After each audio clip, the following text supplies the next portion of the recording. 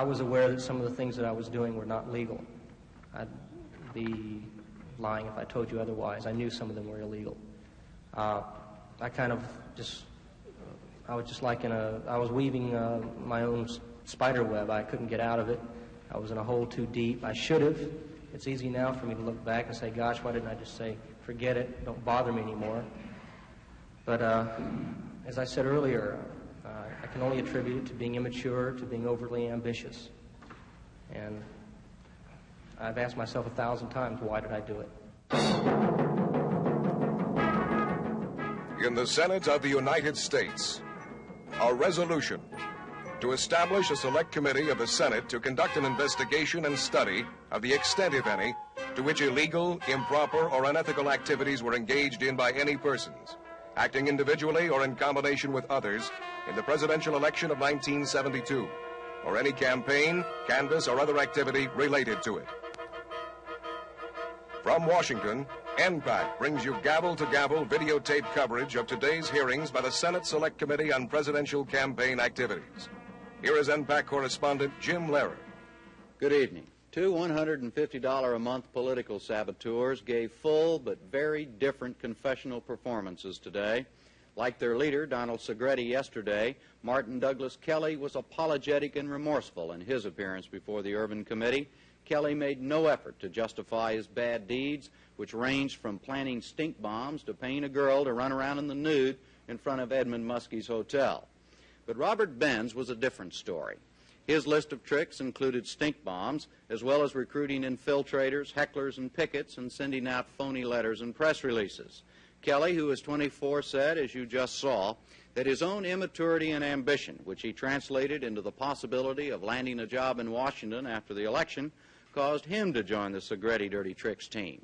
The 25-year-old Benz, on the other hand, said he joined because he felt it was a good way to give the Democrats a dose of their own medicine.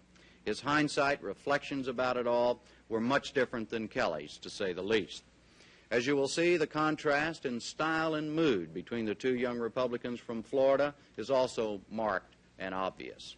Peter Kay will be back at the close of tonight's replay with journalist-author Jules Witkover, and as we've been doing each night, here is Impact's hour-by-hour viewing guide. In the first hour, Martin Kelly explains how he placed radio ads linking Senator Muskie and Fidel Castro. They were broadcast on Spanish-speaking stations in Miami. He said the false ads were meant to insult the Cuban population. Also in that hour, Kelly is asked if he considers his pranks as part and parcel of American politics. He answers no. His work went beyond the scope of normal political pranks. In the second hour, Kelly tells how he paid a female student $20 to take off her clothes and walk by a Gainesville, Florida hotel where Senator Muskie was staying. She was to shout, "I love Muskie."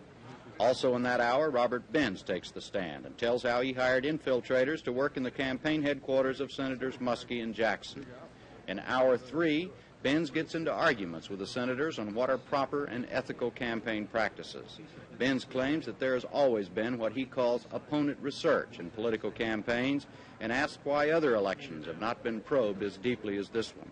Senator Ervin counters by charging that never has there been such rascality on a national scale in a political campaign.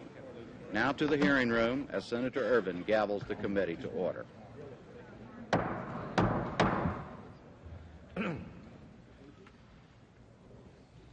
Committee will come to order. I'm sorry I had to go to the Commerce Committee. It was imperative, and I was in hopes that the senior member of the Vice Chairman would open the meeting and go on. I hope they will, if I'm not here. Counsel will call the first witness. Mr. Chairman, the first witness is Mr. Martin Douglas Kelly, and he will be interrogated by Mr. Terry Lensner, the Assistant Chief Counsel.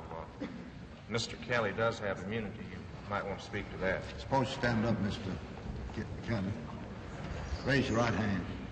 Do you swear that the evidence that you shall give to the Senate Select Committee on Presidential Campaign Activities shall be the truth, the whole truth, and nothing but the truth, so help you God? Yes, sir.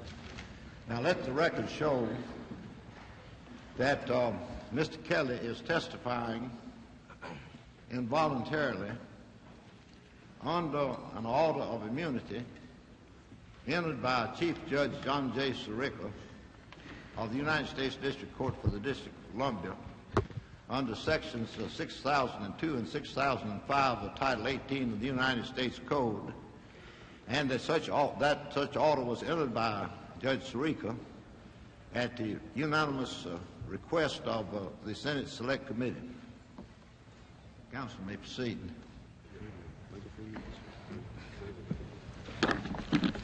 We have Mr. Kelly, do you have counsel with you? Could you identify yourself, counsel, please? Yes, sir. Ms. Linzer, Philip K. Beck. I'm a practicing attorney in Lakeland, Florida. Thank you, Mr. Beck. Mr. Kelly, you have a short statement. Would you go ahead and read that, please? My name is Martin Douglas Kelly. I'm 24 years old, live in Miami, Florida, and was born in Fukuoka, Japan. I've previously been heavily involved in Florida college Republican and Young Republican activities statewide.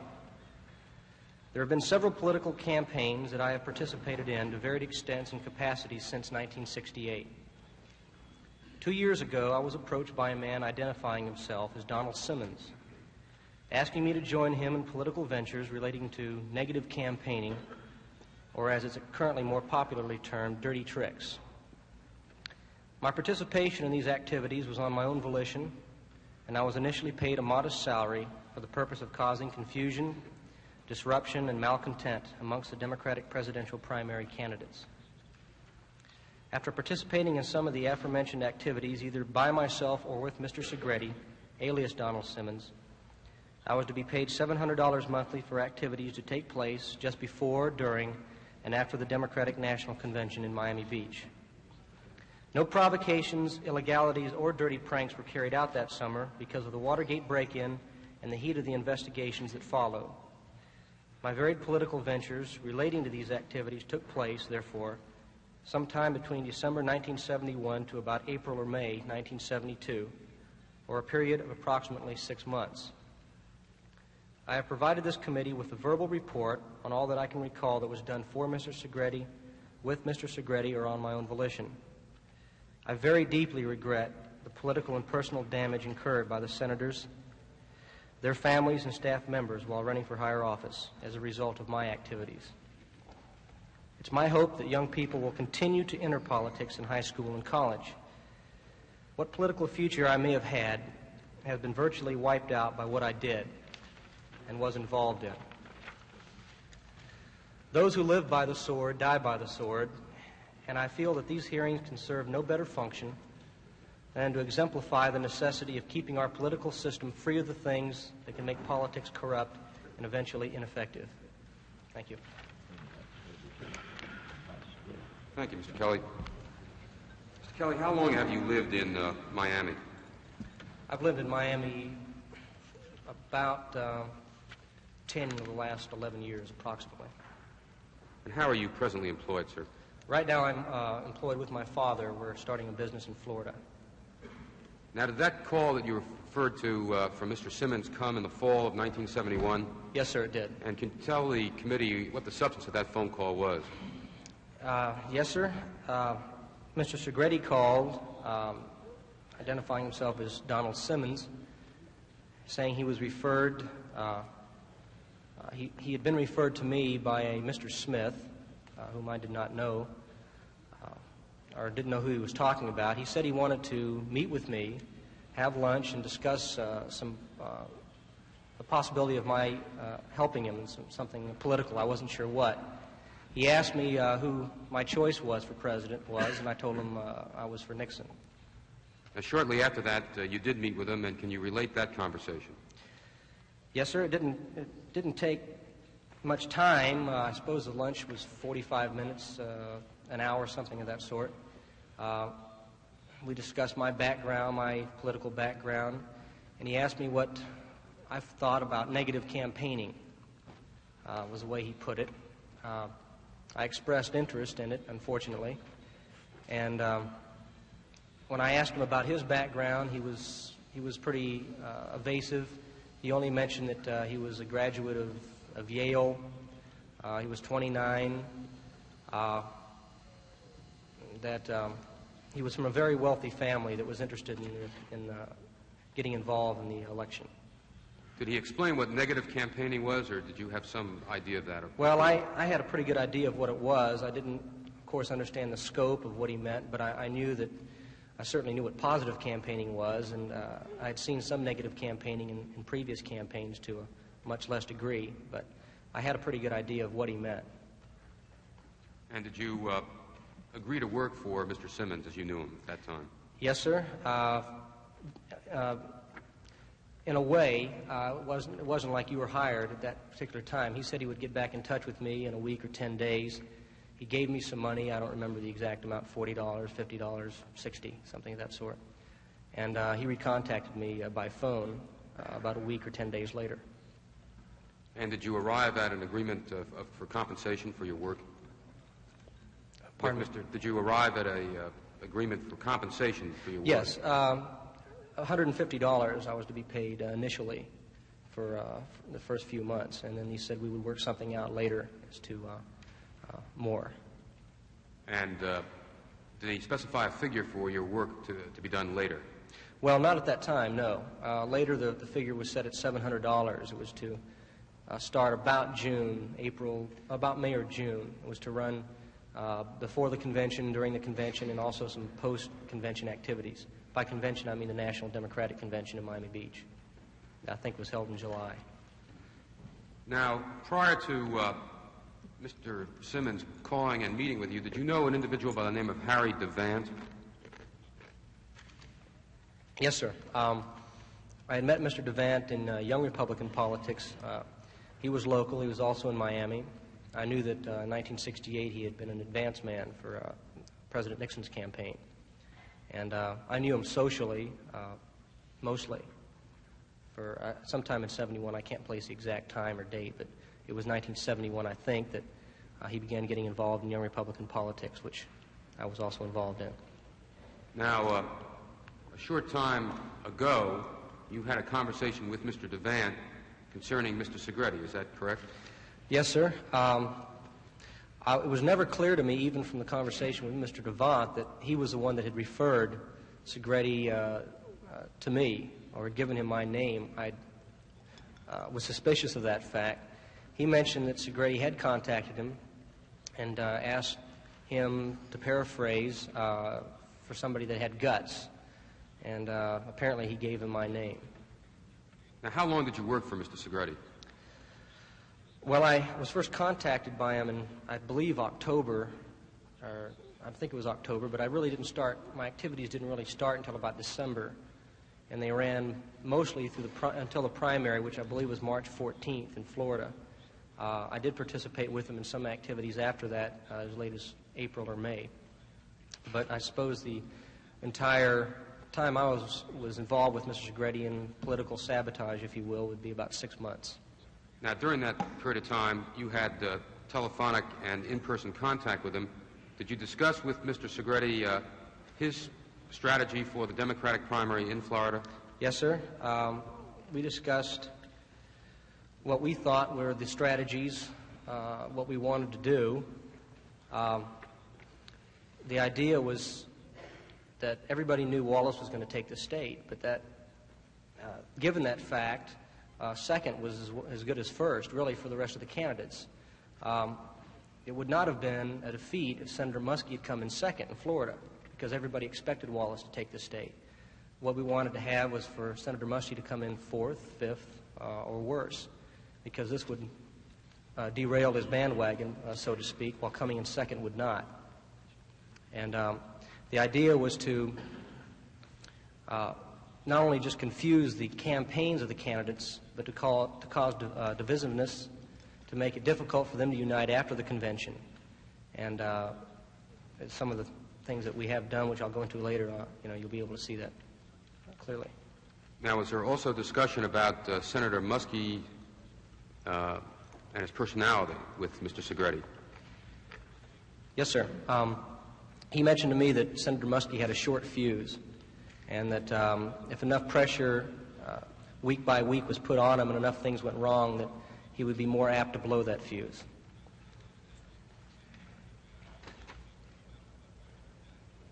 By the way, could you explain to the committee how you communicated telephonically with Mr. Segretti initially?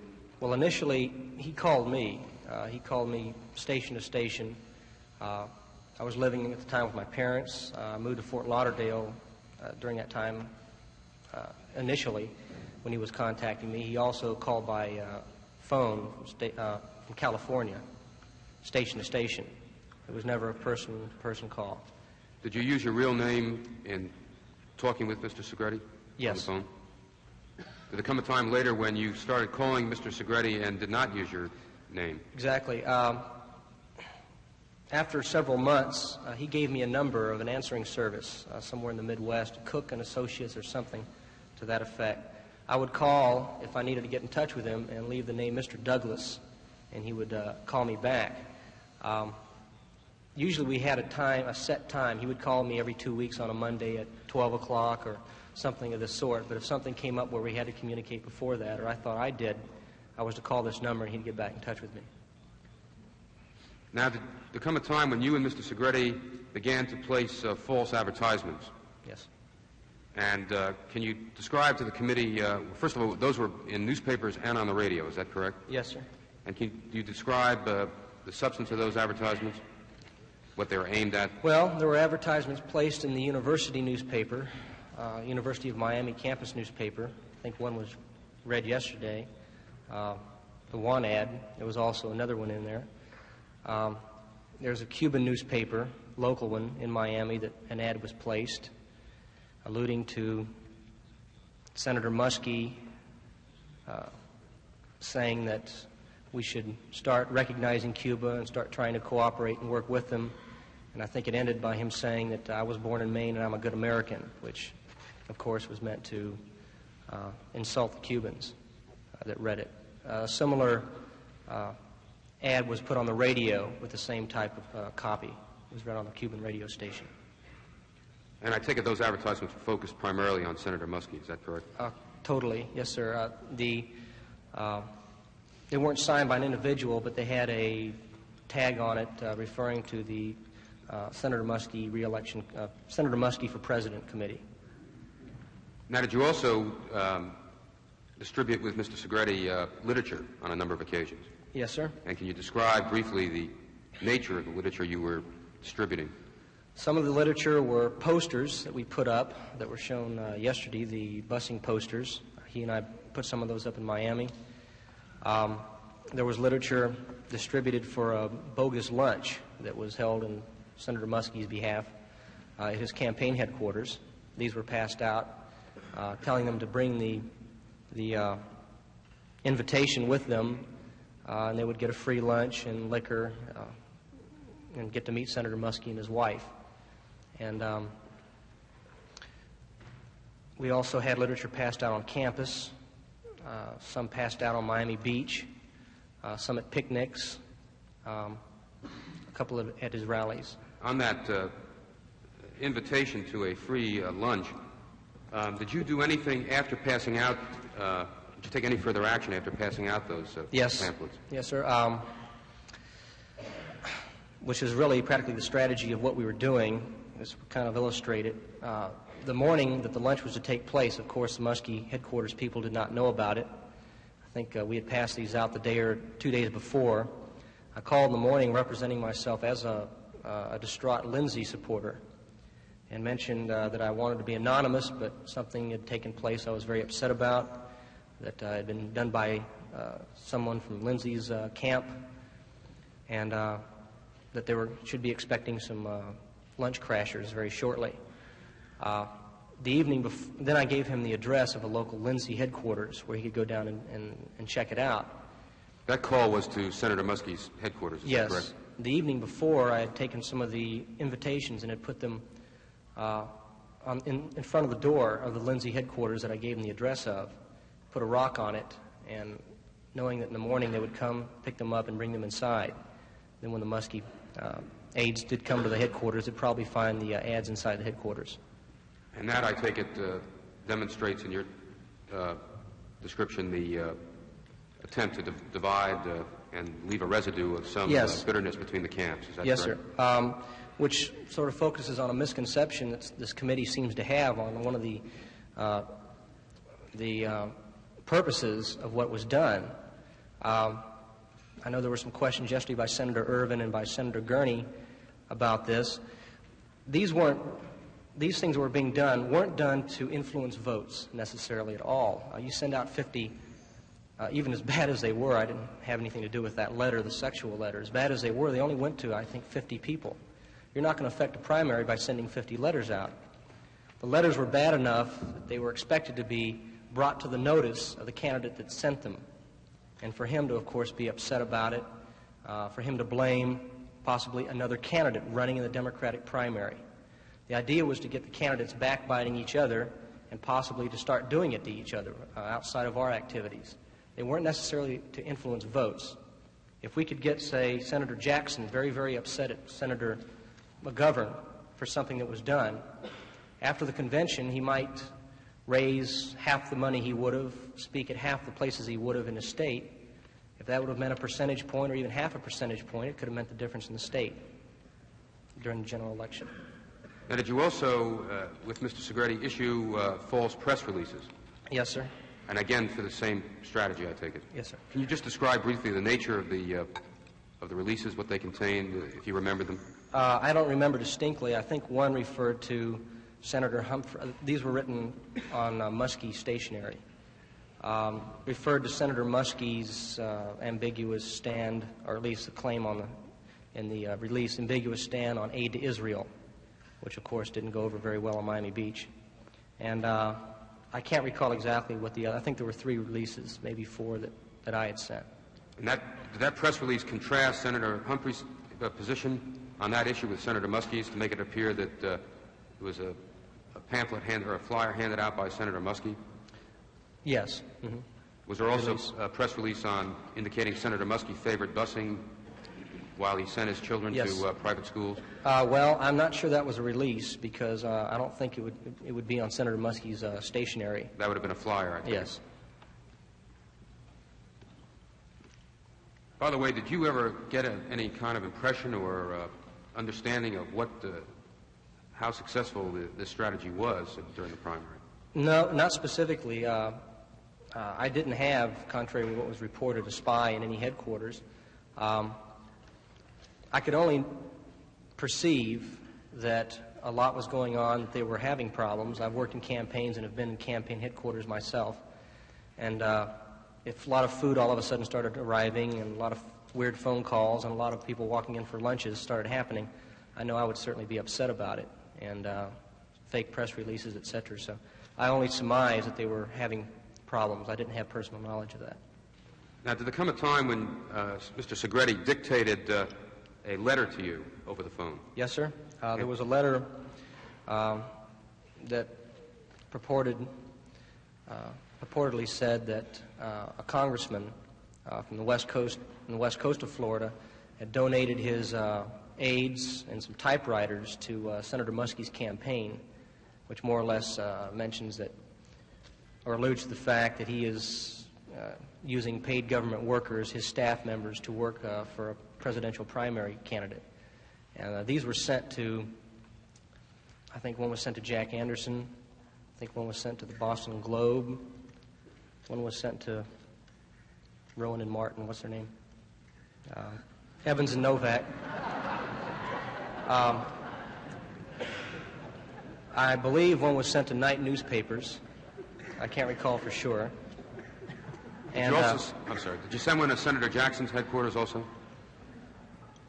Yes, sir, just in case the newsmen weren't doing their job on that. We figured that would work, that they would certainly get back in touch with Senator Muskie and check it out before they printed it. Just in case they didn't, we sent one to Senator Jackson's headquarters because we knew they wouldn't be too happy about it. And Mr. Beckett, do you have the documents? If you look at tab 9, I believe it is, does that appear to be the letter that you just referred to, Mr. Kelly? Yes. And that is on Senator Muskie's stationery, isn't it? Yes, sir.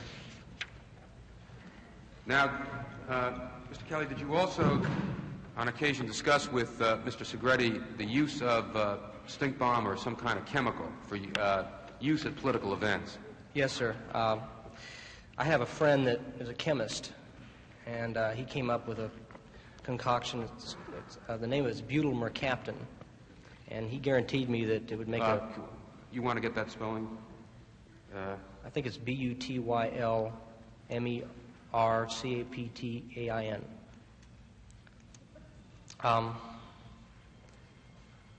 He guaranteed me that it made rotten eggs smell like a rose. It was just horrible, and it was. It was very, very bad stuff. And it wasn't physically harmful, but it was very, very noxious. It was terrible to have to sit there and smell it, and would cause great discomfort for anyone being near it. This was used. Senator Muskie had a picnic scheduled in Miami, and it was so bad, even inside of a bottle you could smell it. We had to put wax around it and put it in a Coke. And the way it was used, the cap was open, a Coke was dropped, and everybody thought the food was bad. So it kind of made the picnic a bad affair. And I think it was, he took some of it and used it up in Tampa, from what I understand. And it was used at a picnic in the Miami area? Yes. Now, did you also conduct other activities on primary day in Florida, March 14th of 72? Yes, sir. And can you describe those to the committee? On primary day, we had at the campaign headquarters for Senator Muskie, we called, some floral arrangements were brought in, some chicken, some pizzas, I think $300 or $400 worth of liquor. The telephones, we tried to tie up the telephones by, we knew the sequence, or at least the number on his campaign material was 1, 2, 3, 4, say, the last 4 digits. We just took the last digit and kept adding one number to it and calling it until we had all of his phone outlets. And we went to a phone booth. By we, I mean I went to a phone booth, would call the number. When they answered, I'd leave it off the hook, and I'd walk out of the booth and put an out-of-order sign on it. I'm not sure if that worked. As a matter of fact, I'm pretty sure it didn't work because the phones cut off when this happens. At least I discovered that a week or so later when I tried it on myself. So I don't think it was effective, but we did do that. Now, was there one occasion when you went to a press conference held by Senator Muskie at a hotel in the Miami area? Yes, sir. And can you describe what activities you conducted there? Well, he had a press conference at the Four Ambassadors Hotel. I went down and asked some Cubans to hold up some signs saying, "Muskie, go home. We want a free Cuba." And they were picketing in front of the press conference, which got some of the press's attention. I also walked into the press conference with a long overcoat and dropped 2 white mice with blue ribbons on their tails saying, "Muskie is a rat fink." And I also let a small finch out, which was flying around the room and causing some commotion. And it sort of made Senator Muskie's press conference comical at the time. I didn't hear, Mr. Kelly. Did you describe what instructions the pickets had? The pickets, I don't remember clearly, something to the effect, "Muskie, go home. We want a free Cuba." In other words, to make it look like the Cubans were unhappy with Senator Muskie. I gave them Humphrey buttons to wear.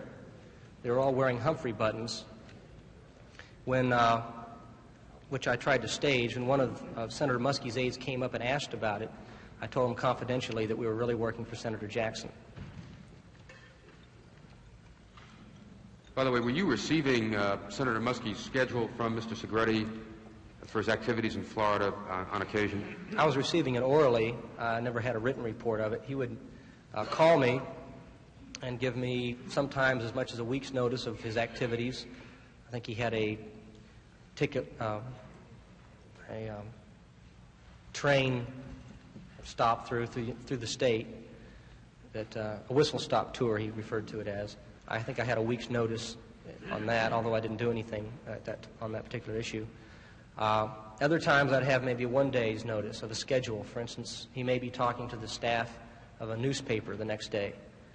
If this was the case, I would call up in the morning and either cancel the appointment or move it up an hour or back an hour, which would cause disconcertment amongst both the press and the candidate. Now, on occasion, did you On one occasion, were you asked by Mr. Segretti to come to Washington, D.C.? Yes, sir. And was that to attempt to disrupt Senator Muskie's campaign dinner here? Yes, sir. He called me very short notice, Thursday or Friday. I flew up on a Saturday morning. The dinner was to be held Monday night at the Washington Hilton. And we tried to organize a rally of demonstrators. We printed up some signs, leaflets, saying to come demonstrate against the fat cats, $1,000 reception and a $500 plate dinner or something of that sort. And we made up some signs for the demonstrators. None showed, but we did that. We contacted... Did you call any groups in the Washington area to come to that demonstration? Yes, we use the underground newspaper, whatever it's called. Well, I think it's been referred to here before. I think it's the Quicksilver Times. All right, Quicksilver Times. And there's a section in the newspaper that shows all the different groups, the Black Panthers, the Gay Liberation Front, all the weird different groups they have. And we called them, different organizations. I don't mean to say all the weird groups. They had different organizations listed too. And we called them, contacted them, told them about the rally, when it was, when to be there. I think we called some people from the Hare Krishna movement, and they said they would certainly have their heads shaved and have their drums out there ready to go, but they didn't show up either. We contacted perhaps 10 or 12 African diplomats and told them that they were speaking in behalf of Muskie. I represented myself as a Muskie aide. I called them by phone, invited them to the dinner for Monday night, told them to wear their native garb. And then we called the limousine services and had a limousine pick each one of them up and bring them to the Washington Hilton, which was regretful, but the result of it was embarrassing for Senator Muskie, embarrassing for the diplomats, and of course the chauffeurs were less than happy about it also. Now, when you had the leaflets printed up for that on that occasion, did you try to implicate Senator Humphrey's campaign in that? Yes, we had them printed up at a local, it was a Georgetown print shop. We, by we I mean myself and Segretti, set the type to it and did it there and had it run off there and acted like it was going to be a great big affair. Then we left the address on the bill of the Humphrey headquarters in town. And also, I think we left the name of George Kennedy, who was, I believe, his Northeastern campaign manager or something of that sort. Figuring that the owner of the printing shop would be alarmed, would call the authorities to try to give them some warning if there was not a network indeed anyway set up for that, and that they would check out who had ordered and made up the leaflets, and of course it would check back to Humphrey headquarters. Now, did you also talk with Mr. Segretti about activities that might be pursued during the Democratic National Convention in Miami? Yes, we didn't go into a lot of detail about it. We were supposed to, or we were going to, set a time aside maybe in July to get together and to go over details on it. That never happened because of the Watergate break-in and the heat of the investigation. We discussed getting possibly advanced lists of the delegate count of the delegations for each state at the convention. When they're calling the delegation chairman, setting up an appointment for the candidate to meet the delegation, representing ourselves from that candidate's camp, and of course he would not show up, which would get the delegation unhappy. In that manner, we were hoping to probably do that with everyone except McGovern, since he was the desirable nominee of the convention as far as we were concerned. Also, this has been gone over several times, and I'm not sure it's actually a fact. There was supposed to be a flyover by an airplane trailing pot, promiscuity, whatever, peace, vote McGovern. This was ordered in about April or May, maybe June, I think about May. I'm not even positive if I left some money for it at one of the local skywriter firms or whatever they are. I don't recall distinctly if I even left money there, but I know I never contacted them again. I never personally saw the plane trailing this message. Someone told me they'd seen a plane with some sort of a weird message. I told that to Mr. Segretti, and apparently he thought It sort of exaggerated itself along the way. It may have happened, but I have no personal knowledge of that. Mr. Kelly, did you rent some hotel rooms at Mr. Segretti's request Yes, sir. for the convention? Rented, put some deposits down on them, I believe in May again. The purpose is hazy. He didn't go into any detail on it. He mentioned that there may be some people coming down, long hairs, hippies possibly, that may demonstrate in front of the Doral Hotel. Now, during this period of time, and with reference to your activities for Mr. Segretti, did you obtain in your possession certain records that reflected these activities? Could you repeat that, please? Did you have documents that you used or obtained during this period of time that would have reflected your activities for Mr. Segretti?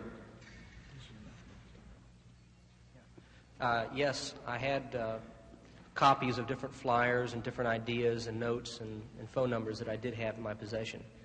What did you do with those documents? Well, I destroyed them. This is about September, I suppose, or October of '72, when this started coming out into the open. I was getting calls from investigators, and I was, of course, upset about it. I wanted to, frankly, destroy what evidence there was of my involvement, so I just took it out and threw it away. Do you recall which investigative agency was the first to contact you? The Senator Kennedy's subcommittee on administrative practices and government administrative practices and procedures subcommittee, I think, is the title. I'm not sure. Do you have any recollection of when you first were contacted either by the FBI or the U.S. Attorney's Office in Florida? Yes, I think I was contacted by the FBI in August. In late August, I was contacted on one occasion. This subcommittee contacted me, I believe, in about October. Thank you very much. I have no questions.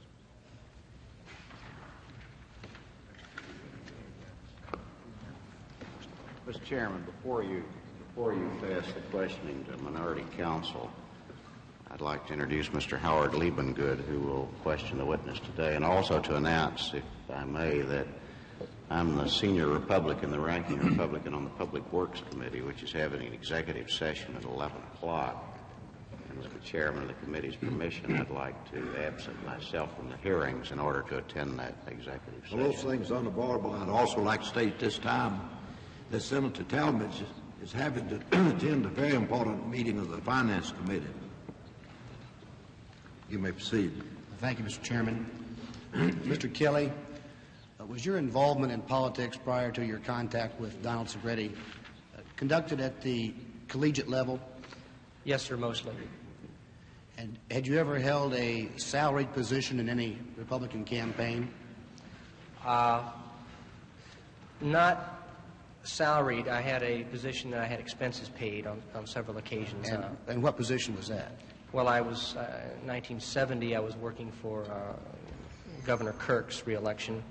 In 1968, I was involved in students for Nixon on campus and some local elections. There was a man running for Congress and for state Senate that I was involved in. Were there any political pranks involved in that campaign with regard to your job position? Well, there were political pranks pulled, yes, sir. There were, I don't think there's been a campaign I've ever seen where there haven't been some political pranks. Not to this scope, no, but there were some pranks pulled. And were these pranks, to your experience, pulled by both sides in the campaigns? Yes, sir. By people working for the campaigns? Yes, sir. You were a student. Were you a student at the time that you participated in the activities with Mr. Segretti? Yes, sir. You indicated in your opening statement that you were initially paid a modest salary and that you were to be paid $700 a month. Yes. Is it my understanding correct that you were never paid $700 a month? I believe I was to start in June with $700 a month. In May, I moved into an apartment in Fort Lauderdale, and I received an advance, I think, of $400 or $500 that was to be taken from, prorated, the next 3 months. I think I was to receive $500 a month for June, July, August. As it turned out, I did not receive anything after that time. Did you continue with the same modest salary that you started with throughout No, your sir. contact? No, sir. What was that salary? $150 a month? Yes, sir. And that was all you ever received? No, I received money for expenses. In That terms was of salary. yeah. That was salary. Now, when Mr. Segretti contacted you with regard to negative campaigning, you indicated that you expressed some interest in that when he said it. Did you have any hesitation at all about participating in his activities? Well, if you're talking about the initial contact, I wasn't exactly aware of what his activities were going to be, number one. Number two, I did have some misgivings about taking part in it. I wasn't sure what I was getting into. It was more of a gradual thing. I guess I just kept digging a bigger and bigger hole for myself. But do I understand correctly that you did this of your own volition? Yes, sir. Mr. Segretti did not persuade you with political favors, offers of political favors, or No, he anything did like not. that? No, he did not. At any time? No, he did not. Did Mr. Segretti ever tell you that he was employed by the CRP, the Republican National Committee, or working for anyone in higher authority? No, sir. Although he knew I didn't believe that he came from a wealthy family, whenever I asked him about who he was working for, who he was working with, where he was getting his money, naturally I was curious about it, he would reply, "I don't know," which, of course, he was putting me off. He told me that after the election, we would sit down and have a nice cold beer, and he'd tell me the whole situation and maybe meet the boys, is the way it was put. Now, this variety of political pranks that were pulled, were these all Mr. Segretti's ideas? No. Some of them were mine. A minority of the amount, several were, let me put it that way, were my ideas. But mostly I was working on his direction. There were some things that were done that I did on my own that I thought of and did. Do you know how much thought or planning went into the preparation of these ideas? Well, it varied. Usually there wasn't a lot of preparation. Often we would think up something over the phone, or on the occasions I met with him in Miami, we would talk about them and come up with something and maybe do it next week or the next day or something. It was never a schedule. 5 weeks and 3 days from now we do this, and 6 weeks we do this. If I want to contradict one thing. I do believe we had a schedule, but we never followed it, and it was very general. It was a calendar we made up, and it was useless. Now, I understand that there was one instance, as testified to yesterday by Mr. Segretti and alluded to this morning, where the source of the materials that you distributed did not originate with you or Mr. Segretti. Yes, sir. There was an occasion of that. I'm referring to the flyer regarding Senator McGovern's real record on the war. Yes, sir. Ostensibly prepared by Students for Honesty in Government. Would you describe to the committee how you came into possession of that document in some detail? Well, yes, sir. That document, at the University of Miami is where I got the document. The Democratic organization on campus was divided into several groups that were for different candidates, Democratic presidential candidates. The group that had the Muskie table set up had this information on the table. That's where I got it from. And the Students for Honesty in Government, was that a name that you put on the pamphlet, or was that a name that was on there? No, sir, that was a name that was on there. My guess is that the Muskie organization didn't want to have their tag on it, but nevertheless, it was on their table. It may not have been printed by them, but they were distributing it. And it more or less went into contradictions of Senator McGovern's voting record and what he may have said, I recall. Did you ever take part in infiltrating any campaign? No. Did you ever take part in any act of violence in the campaign? No, sir. Do you know whether or not any physical. of your political pranks that you've described resulted in violence? Not in violence, no. You've testified this morning that on March 14th, the day of the Florida primary, you sent pizzas to a headquarters, flowers. Yes, sir. Previously, you had used stink bombs. Yes, sir. Now, do you seriously think that any of these activities had any impact on the outcome of the Florida primary? Yes. In what way? Well, On the Florida primary itself, possibly not. It certainly had an effect on the candidates. It certainly didn't help Senator Muskie.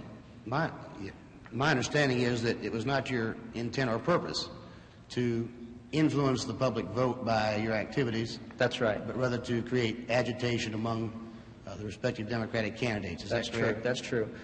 Indirectly, this could be attributed to having some effect on the vote, very slight, only in the fact that if the candidate gets irritated, it might cause him to be less than casual when he's before a group. I'm referring, of course, to like New Hampshire when Senator Muskie was crying in front of the Boston Globe. There's also been some indication that you promoted certain demonstrations. Is it your impression that these demonstrations also have some effect on the vote as well as agitate the candidate? Not necessarily your demonstrations, but demonstrations in general. I'm not convinced they had a direct effect on the vote. As far as a demonstration is concerned, they're kind of commonplace now, especially during presidential election times. But the purpose of it was if Senator Muskie or another candidate was speaking somewhere, signs would be placed in a position where the press could pick them up. It reduces more or less the pedestal effect of the candidate standing there by himself without any indication of other candidates around. When you have other posters around of the other candidates, he looks more like one of them, or it's sort of a psychological thing. What were your misgivings at the time that you took part in these activities? My misgivings? Well, it'd be nice to say I was regretting it. I wasn't, jumping for joy about it. I'm not sure I realized exactly what I was doing. When I was doing it, especially when the investigating started, I was more scared than anything else. And then after that, when I practically became immune to the pressure of the investigators and the press calling constantly, I had more time to reflect about just what in the heck I was doing. And I really can't say that at the time I regretted it. Otherwise, I imagine I wouldn't have been doing it. At the time you were conducting these activities, did you feel that you were participating in a type of activity that was part and parcel of the American political system? No. You did not feel that way then? I didn't feel that it was part and parcel of the American system. No, I realized what I was involved with. What I was involved in was a much deeper scope of, for lack of a better term, sabotage than possibly had been done earlier. I have no personal knowledge of that, but I can only say that from what I had seen in other campaigns and previous activities I had taken part in, that the pranks and the silly things that are done were not to this, were not of this scope. That's the only way I can really place it. I can't put it in a category. And I trust you still feel the same way today, if not more so, that there's no place in the system for this type of activity. Absolutely not. Thank you, Mr. Kelly. Mr. Chairman. Senator Alloway. Mr. Kelly, watching you this morning, I can't help but gather the impression that you were rather pleased or proud with your apparent successes in political sabotage. Is my conclusion correct, sir? Your conclusion is very ridiculous. Possibly I'm giving a demeanor of confidence, or maybe I act like I was happy with it. That's not the case.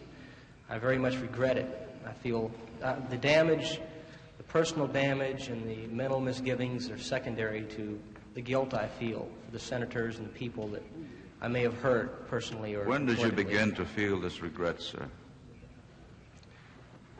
I began feeling the regrets when I started realizing, not necessarily when I was caught or was brought into it. I started feeling this, I suppose, about the time I stopped doing it.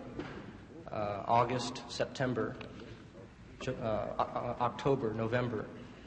It was something that I had time to stop. When I wasn't doing it, I had time to stop and think about it a little bit.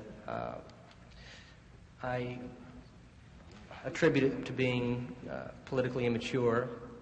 I guess ambition's like many things. Too much of it's bad, and I'm afraid I was overambitious and frankly was expecting to have high contacts. I wasn't sure exactly who I was working with, but I had an idea it was maybe from the White House or the Re-election Committee. And my ideas of short-term success, I'm afraid, were very, very unfortunate. If we had gotten away with it, Senator, and I had not been caught, I assure you I would feel at least as guilty. I gather from your responses this morning that you were not aware of Mr. Segretti's real identity until after the election? Yes, sir. I didn't find out what his real identity was until I read it in the newspaper. And yet you were willing to follow his advice and involve yourself in criminal activities, someone unknown to you? Well, it wasn't necessarily him just using me. I kind of felt of myself as possibly not just as a tool, but maybe using him. I was thinking of after the election of maybe a job in Washington. I'm not rationalizing or condoning my actions at all.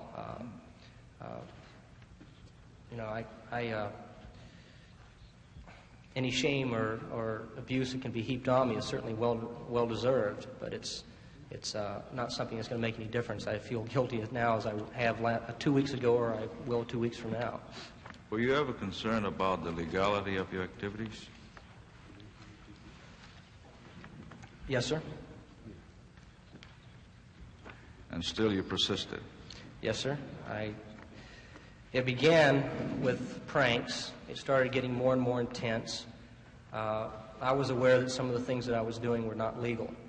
I'd be lying if I told you otherwise. I knew some of them were illegal. I was just like I was weaving my own spider web. I couldn't get out of it. I was in a hole too deep. I should have. It's easy now for me to look back and say, gosh, why didn't I just say, forget it, don't bother me anymore. But as I said earlier, I can only attribute it to being immature, to being overly ambitious. And I've asked myself 1,000 times, why did I do it? As a once promising young political leader, and looking back in retrospect, I'd like to list several of your activities, and if you would be so kind as to tell this committee whether you consider these activities unethical, immoral, or illegal. False advertising. Illegal. Unethical. You can say all three of them to that. Distribution of misleading literature without identifying the source. Or identifying an incorrect source, I think you could add. I would say all three again. Fake invitations to non-existing events. Same. Fake press releases. Same. False and untrue letters designed to injure the candidate of the opposition party. Same three. Stink bombs. Foolish. Same thing. Forcibly entering into a headquarters. I did never do that. Senator, what are you referring to in that regard? Mr. Segretti suggested that they forcibly opened the window to drop a stink bomb into the I don't think he was referring to me in that I don't believe Mr. Kelly was involved in that at all. That was in Tampa, sorry, Florida. sir. Ordering materials, supplies, food, beverages, limousines in behalf of an opposition candidate with no intention to pay for this. Same. Inviting ambassadors of foreign countries. Same.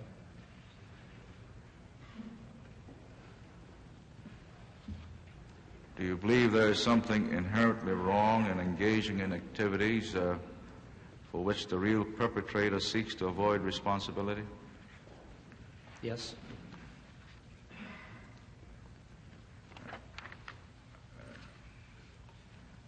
Is there something wrong which interferes with each party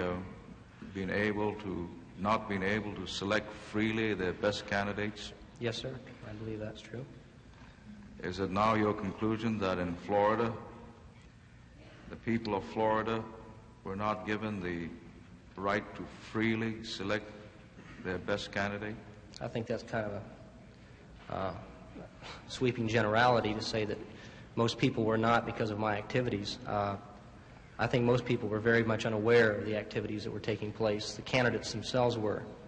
There were not that many votes affected. However, I agree with you that even if one person was affected by it adversely, that it was wrong. They should have had a free choice decision. I thank you very much, sir. Yes, sir. Senator Kearney.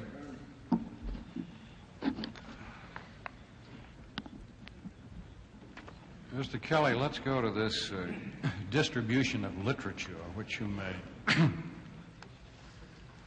I notice here in the witness summary, item 2 is distribution of misleading literature. Would you give us an idea of how much literature you distributed down in Florida? Well, you mean... Let's take some examples.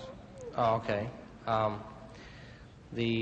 what I'm trying to find out is whether this, I don't know how to characterize this operation. I think I used the word rinky-dink yesterday, and I think that's really what it was. What I'm trying to find out is, did it really have any effect upon this election? So what kind of distribution did you make? Well, Senator Gurney, before I answer that specific question, I want you to understand that the literature that was distributed wasn't necessarily distributed to influence the amount of votes in an election. The person receiving it wasn't, even if 50 of these were passed out, 50 are not going to affect the election. I agree. What we were doing was that we were expecting at least one of those 50 to be enraged enough to show that to the candidate to become upset about it. If it was blamed on another candidate in the primary election, to cause discord, malcontent. And it wasn't necessarily the direct effect on the vote, it was the effect on the candidates that we were interested in. I might comment on that. I think every one of the 100 senators who serve in the United States Senate has had all kinds of dirty tricks played on him in the course of political campaigns, and we expect it. I'm not so sure how much it upsets us. I could give you examples in my own campaign that are far more horrendous than some of these here. It worked against me that you don't really pay much attention to it because you expect some of these things. But anyway, how much distribution did you make? And incidentally, I'm not minimizing this dirty trick business. I loathe it. But it is a part of politics. It's a part of both sides of politics. All of us in politics know and expect some of these things by some of the fringe elements. I hope that our deliberations here perhaps will produce legislation and laws that will be better able to control this. But back again, what about the distribution now? Give us some examples of how widespread you distributed some of these things. Well, it wasn't. All right, I'll give you some examples. The University of Miami, there was a flyer that was put around campus. Former Secretary of the Interior Udall was supposed to speak in behalf, I believe, of the Young Democrats on campus. They decided to cancel his engagement there because they felt he was maybe less than an effective speaker. We found out about it. We put up flyers all over campus announcing the time and place they had previously set and canceled for Secretary Udall to be speaking. So they had to put him back on the schedule, from what I understand, and also from what I understand, it didn't go over very well, his speech. Who was he speaking for? Well, he was being hosted by the Young Democrats. He was speaking to the student body. I mean, was he speaking on behalf of one of the candidates? Yes, sir. I believe he was speaking on behalf of Senator Muskie. So in this event, you may have helped Senator Muskie by making sure that Secretary Udall appeared. Is that right? Well, if I'm to believe the reports from Muskie's staff that he's not that effective in a speaker, I'm not sure. Give us some other examples. There were some leaflets passed out on Miami Beach that were I'm not completely clear on it. I think they were supposedly to be from Lindsay knocking Muskie's stance, or Humphreys, I'm not sure which, on his stance for Israel, how he feels that Israel should be treated the same way as Cuba, our relations to Cuba. These were passed out and put under the windshield wipers of cars parked at the synagogues. How many? Maybe 100, 200. There were flyers. Do you think this had much effect on the election? Well, again, sir, I can't, of course, put a statistic on what it did in terms of votes. I'm sure it's very small, but again, I refer that the purpose was not to affect votes in the Florida primary. It was to cause malcontent, discomfort among the candidates, to get them backbiting, and to make them feel that they were sabotaging each other. I noticed you mentioned that some of your work you thought it may have hurt Senator Muskie, but I see here one of the fake press releases says that, or said that Hubert Humphrey had not supported as much military assistance for Israel as Senator Muskie. Now, I know something about Florida politics. If that went out, that would do nothing except help Senator Muskie vis-a-vis Senator Humphrey. Because that was the one big issue, of course, among the Jewish population in Dade County, which is very considerable, still is today. I don't have that in front of me. I can't recall exactly what you mean by it. I can assure you, if we put it out, it wasn't for the benefit of Senator Muskie. See, there's one notation here that you helped distribute the reprint of a Newsweek article about Mrs. Muskie. Yes, sir.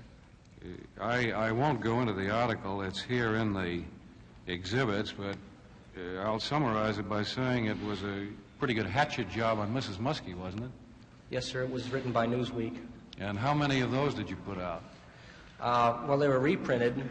They were passed out, I believe, at Senator Muskie's picnic that he had down there. The same one that had the stink bomb, for lack of a better phrase. And how many would you say? A couple of hundred. Well, I might point out that Newsweek, which is owned by the Washington Post, has a circulation of 2,725,000. I think they probably did a much better job than you did. Well, doing a hatchet job on Mrs. Muskie. That would have been worked as a complementary thing to what we were doing then. I must say I've read it, and I don't think much of it either. I don't know why they printed it.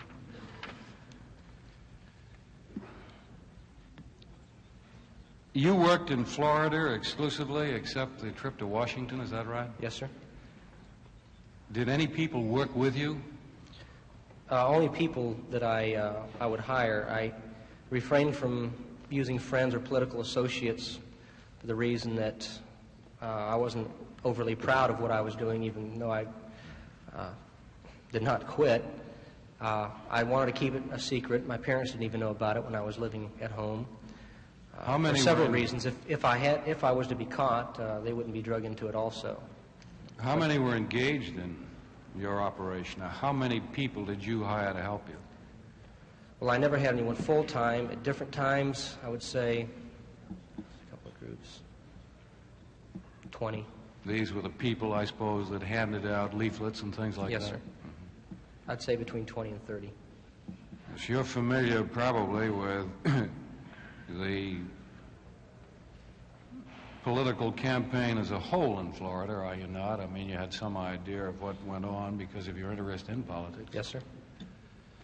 Isn't it true that there were thousands of young people in Florida on the Republican side, and also on the Democrat side for that matter, who were working hard in legitimate ways for the re-election of President Nixon and also the candidacy of Senator McGovern? Isn't that a fact? There were indeed, sir.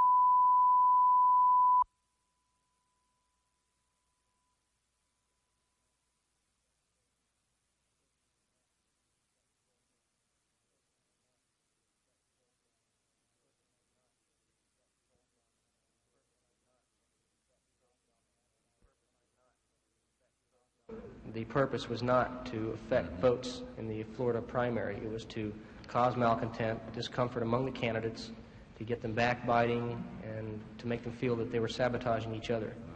I noticed you mentioned that in some of your work you thought you may have hurt Senator Muskie, but I see here one of the fake press releases says that, or said that Hubert Humphrey had not supported as much military assistance for Israel as Senator Muskie. Now, I know something about Florida politics. If that went out, that would do nothing except help Senator Muskie vis-a-vis Senator Humphrey. Because that was the one big issue, of course, among the Jewish population in Dade County, which is very considerable, still is today. I don't have that in front of me. I can't recall exactly what you mean by it. I can assure you, if we put it out, it wasn't for the benefit of Senator Muskie. See, there's one notation here that you helped distribute the reprint of a Newsweek article about Mrs. Muskie. Yes, sir. I won't go into the article. It's here in the exhibits, but I'll summarize it by saying it was a pretty good hatchet job on Mrs. Muskie, wasn't it? Yes, sir. It was written by Newsweek. And how many of those did you put out? Well, they were reprinted. They were passed out, I believe, at Senator Muskie's picnic that he had down there. The same one that had the stink bomb, for lack of a better phrase. And how many would you say? A couple of hundred. Well, I might point out that Newsweek, which is owned by the Washington Post, has a circulation of 2,725,000. I think they probably did a much better job than you did. Well, doing a hatchet job on Mrs. Muskie. That would have been worked as a complementary thing to what we were doing then. I must say I've read it, and I don't think much of it either. I don't know why they printed it.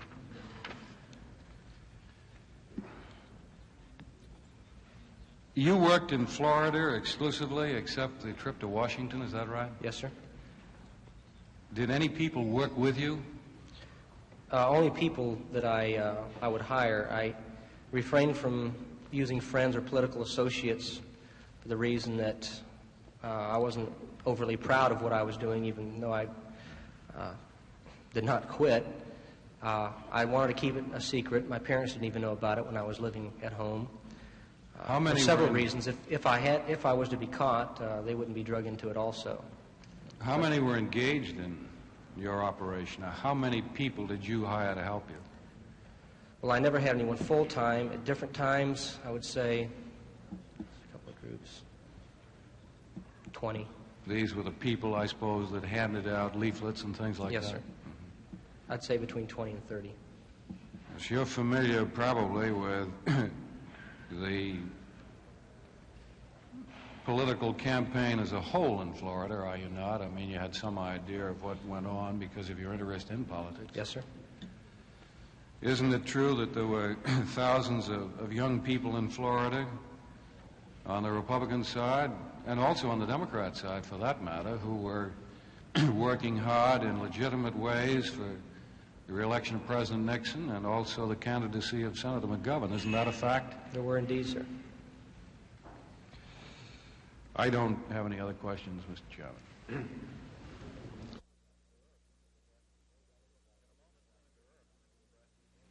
In a moment, Senator Ervin will press Mr. Kelly about whether his activities influenced any votes in the Florida primary. Right now, we're going to take a short pause. Public television coverage of the Senate Watergate hearings will continue after this break for station identification. Unabridged coverage of the hearings is being broadcast as a public service by your local public television station. This is PBS, the Public Broadcasting Service.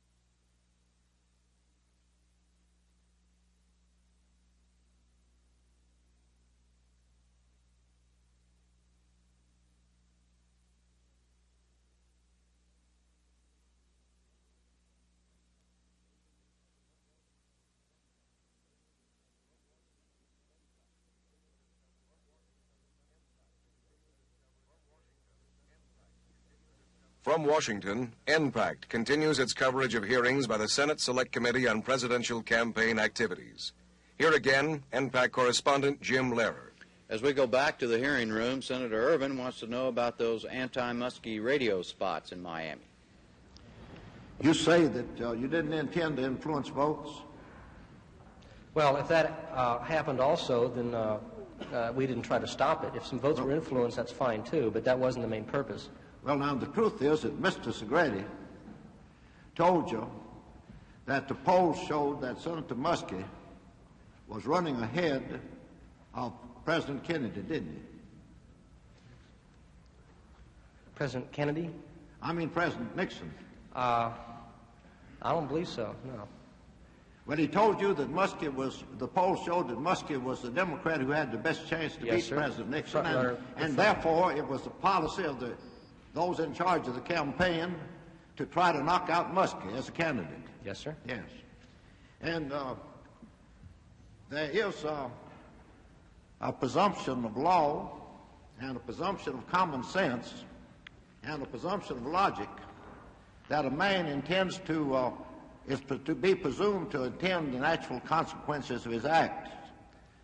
Now, you put a radio advertisement in the Miami radio, didn't you? Yes, sir. What size city is Miami? Well, the city itself, I suppose, has a million people. Yes, and thousands and thousands of them are Cuban, of Cuban ancestry, aren't they? Yes, sir. And many of those Cubans had become naturalized American citizens and were eligible to vote in the primary. Yes, sir. How often did you run this radio advertisement in which you stated that Muskie was in favor of Castro? I think it was run 1 or 2 times. And you can't tell us how many of the hundreds of thousands of people, a million people in the Miami area heard that, can you? How many Cubans did you say? No, yeah, people. People? Well, yeah. Not many outside of the Cubans because it was a Spanish radio station.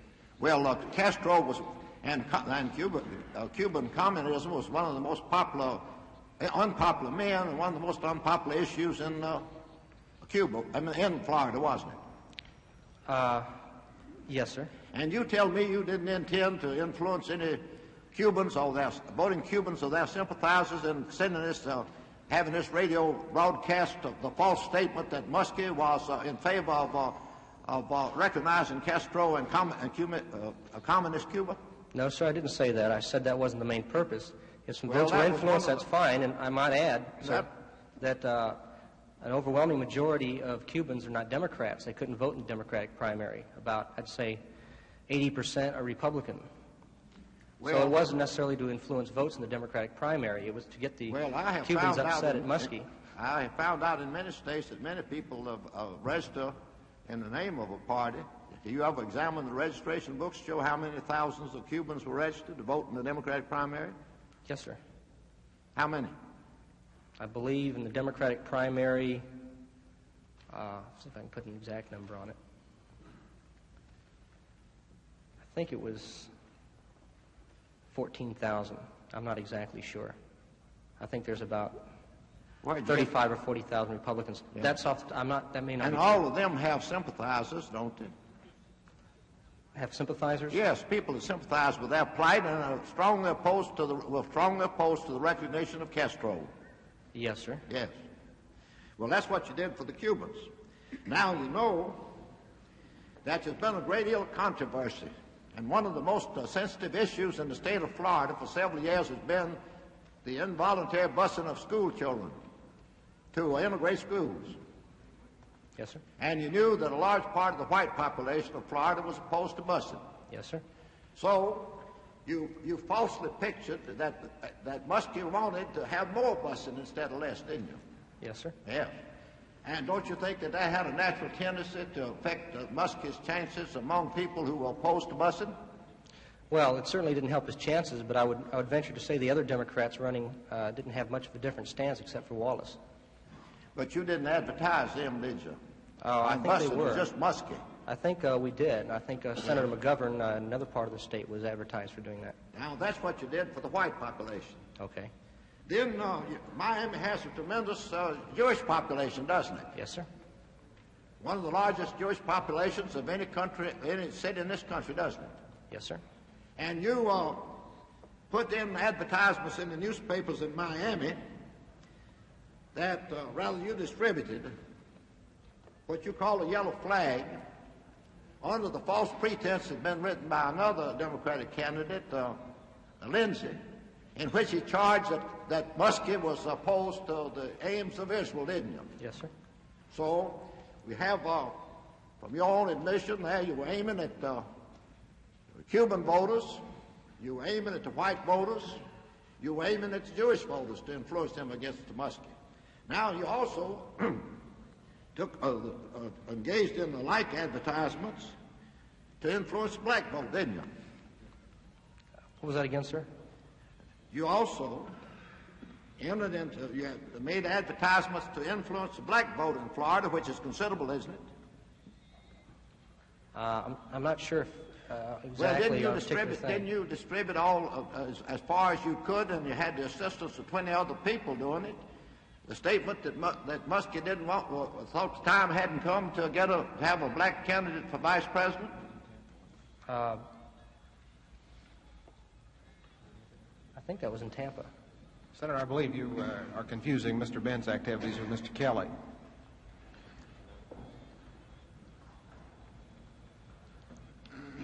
That may have been done. I may have done that. I don't recall it. Well, Mr. Benz was operating in conjunction with you and Mrs. Grady, wasn't he? Unbeknownst to me, yes, sir. Yes. And then you went after the liberals to influence them against Muskie by disseminating this document, which has been offered in evidence, called Citizens for a Liberal Alternative. I'm not positive that I was involved with that either. That's very unclear. I think I had mentioned to Well, you're Mr. positive you're not. Linsner. No, I'm not positive I'm not. A synopsis made by the staff, allegedly on the basis of your information to them, states that, as I understand it, that you did distribute that document. Senator, we went over that last night, and Mr. Kelly was not sure that I think the document was familiar to him, but he couldn't recall whether he had distributed that document or not. And then you tried to appeal to the conservative state people of Florida to be against Muskie by hiring a naked woman to run in front of his headquarters yelling, "I love Muskie," didn't you? Yes, sir. Yes, sir, that's true. We've heard a lot in these investigations about cover-up opportunities, activities. I think that might be the first uncovered. And then you not only made attacks on Muskie, but you deliberately distributed the hatchet job which Newsweek had done on Mrs. Muskie. Yes, sir. And you still stayed on your oath that you didn't do any of these things for the purpose of influencing votes of anybody? I can easily illustrate that to you again if you like. You're talking about influence the Jewish vote. We might have passed out 50 of them. You realize how many Jewish voters there are on Miami Beach? Well, you're referring to the Cuban vote, a small percentage of which voted in the Democratic primary. As far as the white people on the busing issue, I think if you look back, the candidates themselves were, especially Wallace, was using that issue far more than we were, referring to his busing stand. I'm not denying that some votes may have been influenced very directly by what these were done. Well, Senator Ervin, the purpose, almost the complete purpose of this was for when you pass out 40 or 50 or 100 flyers in a Jewish Miami Beach where there's thousands of Jewish voters, you're not intending to sway 50 or 100, 200 votes. You're trying to get that back to the candidate, have them irate about it, have the candidate become upset, and to take action, maybe do something back to the other candidate. But it's An inherent purpose is to upset the candidate and to try to cause confusion. You sure did that, didn't you? And yes, sir. As a result of activities on your part and others in the Florida primary, the front runner of the Democrats, Senator Muskie, was knocked out. His candidacy was virtually destroyed, wasn't it? Well, I wouldn't say solely from this. I don't think it certainly didn't help. Well, by contributing, no, you contributed yes, to sir. that, and Mr. Segretti contributed to it, and Mr. Benz contributed to it. Yes, sir. And you received money which came from, ultimately, from the President's personal attorney for your activities, didn't you? Yes, sir. Yeah. Now, in addition to these things, first, you go to college? No, sir. Not now. Well, have you gone to college? Yes, sir.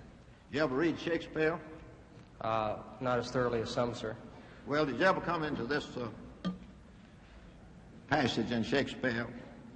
Good name in man and woman, dear my lord, is the immediate jewel of their souls. Who steals my purse steals trash. 'Tis something, nothing. 'Twas mine, 'tis his, and has been the slave to thousands. But he that filches from me my good name robs me of that which not enriches him, but makes me poor indeed.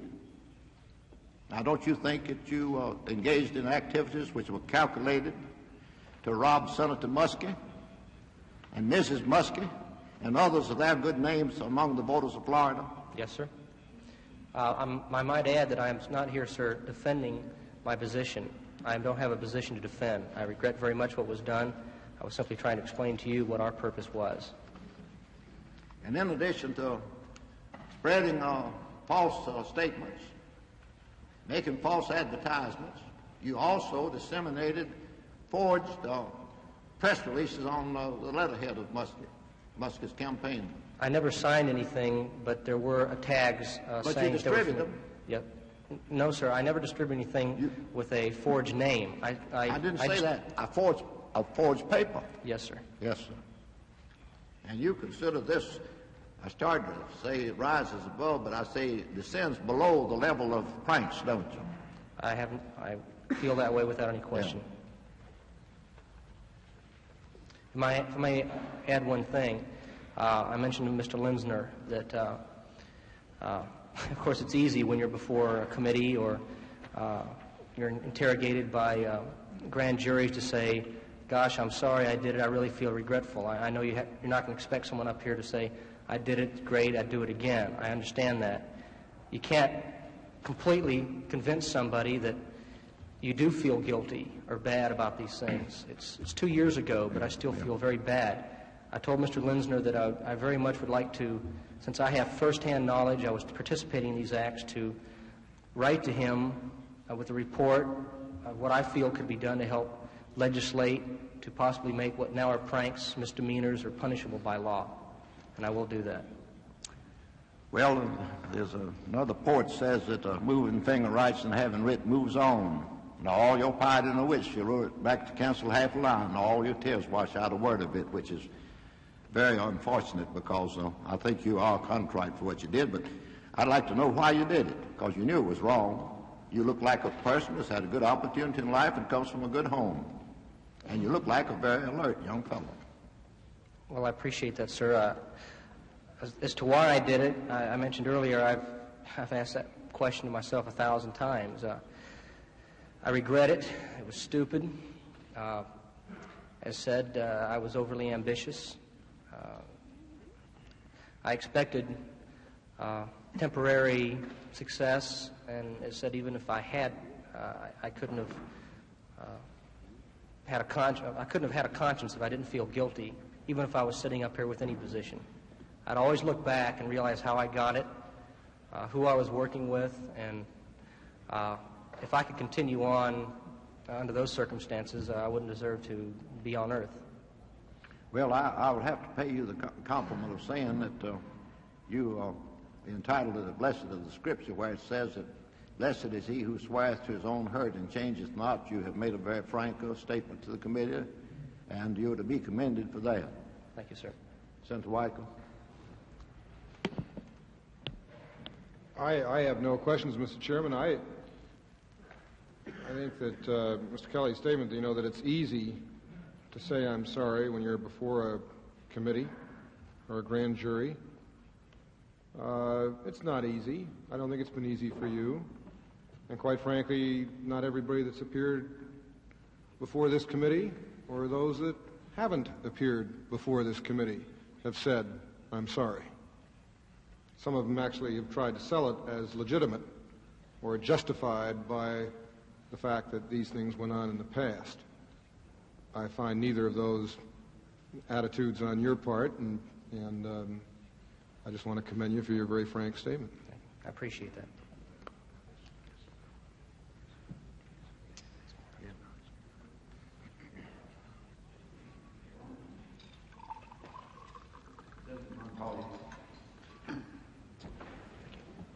Mr. Kelly, would you please go into a little more detail as to what motivated you to go into this kind of activity and to do the very things that you did and about which you have testified? Give us a better insight into that. Well, sir, at the outset, I wasn't, if I knew what the scope was at the outset, I'm sure I'd have been frightened away. I would not have wanted to take place. It became more and more apparent to me as I worked with Mr. Segretti that he had a large, he had access to a lot of money. I perceived, although he never told me, that he was probably working with, people in the administration, I guess the White House. It could have been the re-elect the President Committee.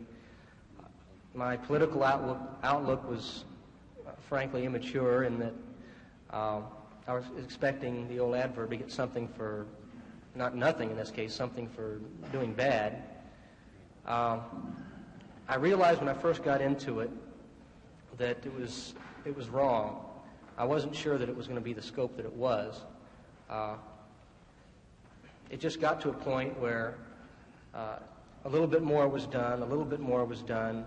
Things that were fringing around the law were done. Pranks, putting other candidates' bumper stickers on other candidates' posters that are up instead of tearing them down.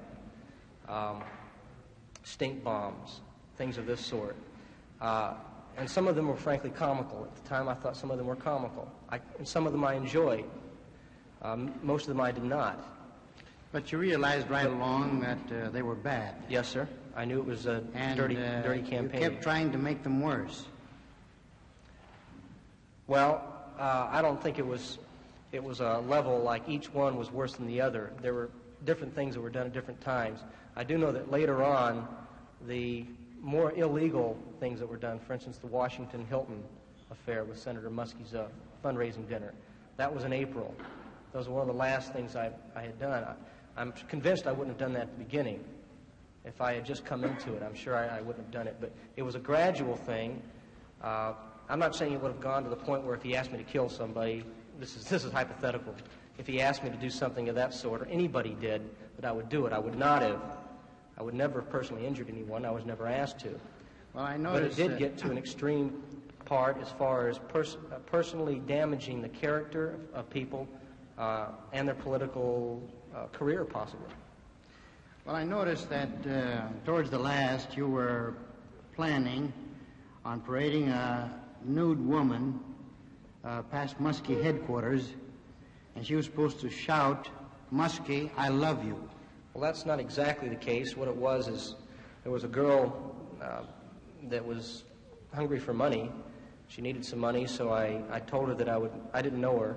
She was going to Gainesville, where the University of Florida is. I was told Senator Muskie was there.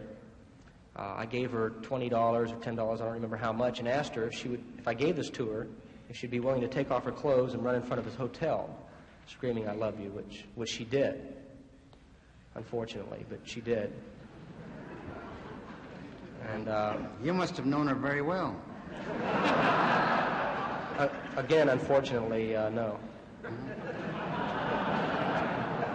How did you have so much confidence to ask her to do this? Well, I knew it was more of a money thing as far as she was concerned. I certainly wouldn't approach somebody I shouldn't say off the street, on campus, and offer to pay them $20 a strip and run in front of someone's hotel, particularly around it. So I was very surprised that she did this. I didn't expect it to happen, but it was just something that did happen. Now, did you also send some letters out to some of the headquarters without stamps? No, sir. Do you know of any of the others who did? Well, as far as others is concerned, I knew of no one else involved with Mr. Segretti. I know that I personally did not do anything of that sort. Were you aware of any pranks practiced by the Democratic candidates or their people? Nothing out of the ordinary. They were ripping down each other's signs, which is something that practically every campaign that's ever taken place has happened, whether the candidate knows it or not. Anything as serious as what you were doing? No, sir. Now, don't you feel that because of what you did, that you have really lost your dignity and decency as a man?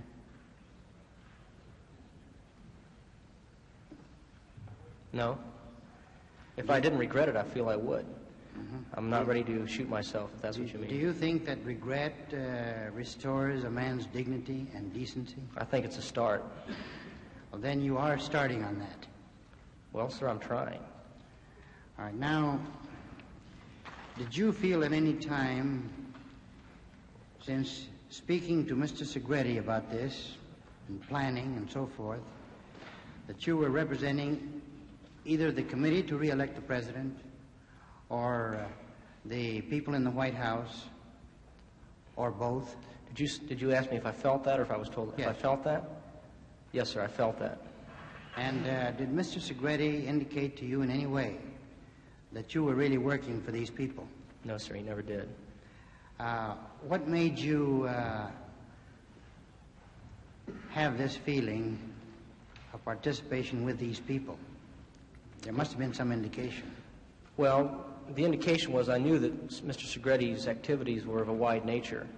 I knew that he was going to other states. He showed me some of the literature that was used in different areas that perhaps I would recognize but didn't use myself. I knew his expenses must be quite high to be flying around the country this much.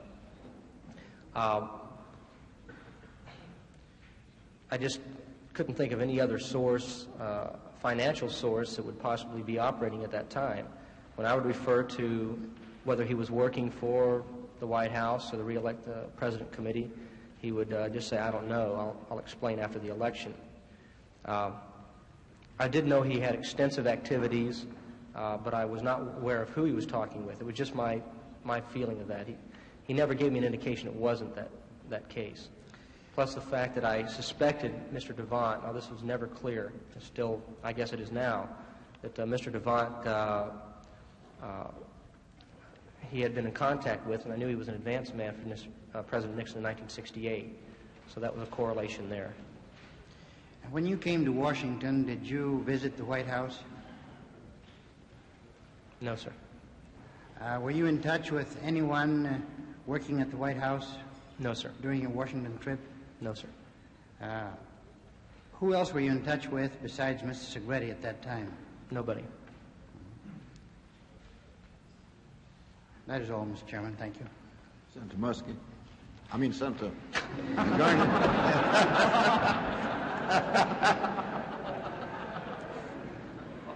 Oh, Mr. Chairman, now that you mentioned Senator Muskie, I would like to go back and clear up a point a little bit.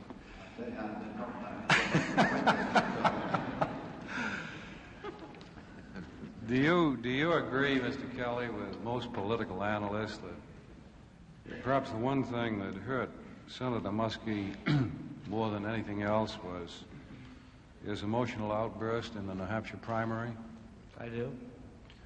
And it's easily understandable why that happened. He's a proud and a sensitive man, as well as a fine senator. And of course that was precipitated by the Newsweek article, was it not? Yes, sir. The New Hampshire primary occurred, did it not, before the Florida primary? Yes, sir. I think there was an article in the Boston Globe he was upset about, not simply the Newsweek article, in that instance you're referring to. But in any event, it did involve Involve his hatchet jobs on Mrs. Muskie. Yes, sir. Very fine, a wonderful woman that the senator has every right to be proud of. And that's really what precipitated the emotional outburst in New Hampshire. Isn't that correct? Yes, sir. And this occurred, as I say, before the distribution of these few reprints of the Newsweek article that you and your people made in Florida. Is that right? Yes, sir. There were activities, I understand, going on before. I'm not sure if anything was done in New Hampshire or not. I'm not even completely sure if anything was done before that at all. In terms of sabotage, it's unclear, but there may have been. But I would agree to you that it was the attack on Mrs. Muskie that probably precipitated his crying. Don't misunderstand my line of questioning. I in no way condone or approve of what you and your people were doing in Florida. I think this is a great injustice to the political system that we could do without completely, and politics and government would be much farther ahead. But I do like to try to present the true picture and the facts. And do you really feel that your activity really had any weight at all in deciding how people were going to vote in the state of Florida in the primary, the Democrat primary? Possibly not in the state of Florida. I think it could have had some effect as to post-convention attitudes. But I'm talking about the Florida primary. No, sir, I don't believe there was a large effect as to the direct vote. That's all. Senator Inouye. Well, you don't think that the publication of the what so-called Canuck letter in New Hampshire and the activities of Donald Segretti and yourself in Florida were calculated to make Senator Muskie or any other man have a sweet disposition, do you? Well, no, sir, I'm certainly it wouldn't. I'm certain it wouldn't. In fact, they were intended to have exactly the opposite effect, weren't they? That was the intention, yes, sir. Just one or two questions. Mr. Kelly, with reference to that New Hampshire incident involving Senator Muskie, did you make reference to that incident in some of your literature that you handed out? Yes, sir. And could you just describe what that was to the committee? Yes, I believe it was referred to in one of the flyers. I think it was the lunch flyer, the bogus lunch that was supposed to be held for Senator Muskie. I think it referred to something to the effect, "Come in here, Senator Muskie, explain why he broke down in New Hampshire." That was included on one of the flyers, yes, sir. I take it you favor legislation in this area, and I would appreciate receiving, as I know the committee would, your ideas in this area. Would you also take into consideration, when you write that, if you could, what the possible impact or effect might be if you multiplied your activities throughout the state with other people doing similar things and multiplied those kinds of statewide activities in other primary states? If you could also give us some judgment on that, I think we'd appreciate it. Thank you, Mr. Chairman. Full counsel takes up the thing. My experience has been in politics, and I've been in it a long time, that that one man can tell a lie about a candidate one day, then it's all over the community the next day. So I don't accept your theory that because you just put on 2 radio advertisements about Muskie's attitude towards Castro, that the repercussions of that stopped when you took the thing off because of Yeah. No, sir. To repeat myself, there were, I'm sure, some effect of that, but that was not the direct... In other words, it's just, in my experience, it's just like throwing a rock into a pond. The waves just keep going until they reach out with shores. And nothing seems to spread as fast as false rumors and false charges. I have a question, Mr. Chairman.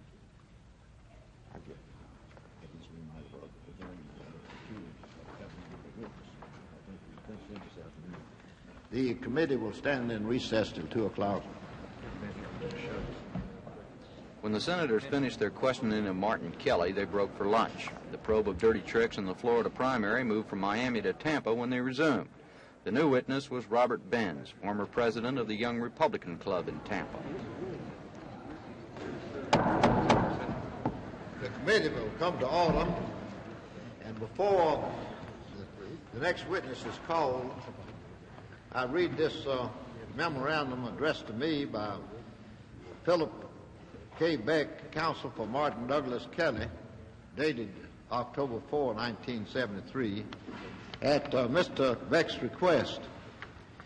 The morning session was adjourned before I had an opportunity to state on the record my clients and my appreciation for the excellent cooperation of the committee staff counsel, particularly Mr. Terry Lenzner and Mr. Mark Lackritz.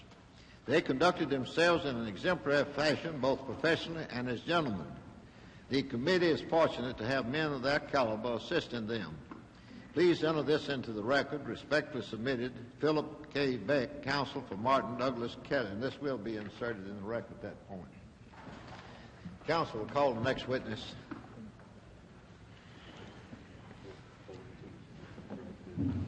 Mr. Robert Benz. Mr. Benz, would you stand up and raise your right hand? Do you solemnly swear that the evidence that you shall give to the Senate Select Committee on presidential campaign activities shall be the truth, the whole truth, and nothing but the truth, so help you God? Yes, sir. Mr. Chairman, Mr. Terry Lenzner, Assistant Chief Counsel, will question the witness.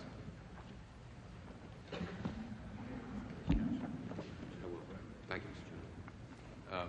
Mr. Benz, you're accompanied by counsel. Will counsel identify himself, please? Delbert L. McLaughlin from Tampa, Florida.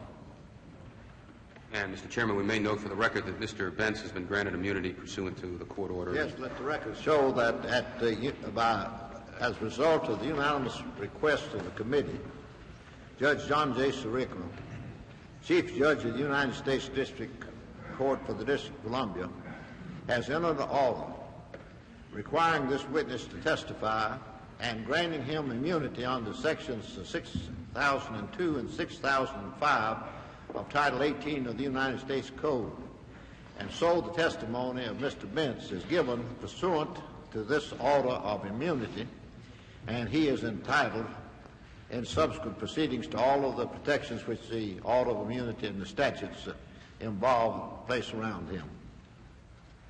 Thank you, Mr. Chairman. Mr. Benz, will you tell the committee your address? 14605 North 43rd Street, Apartment 30, Lutz, Florida. And how are you employed? I'm a dock superintendent. Now, you have had prior political experience, have you not, prior to the presidential election of 1972? Correct. And could you briefly describe those experiences? You were I take it you were a manager of a Senate campaign in Florida, is that right? Correct. And you were also president of the Young Republican Club down there? I was.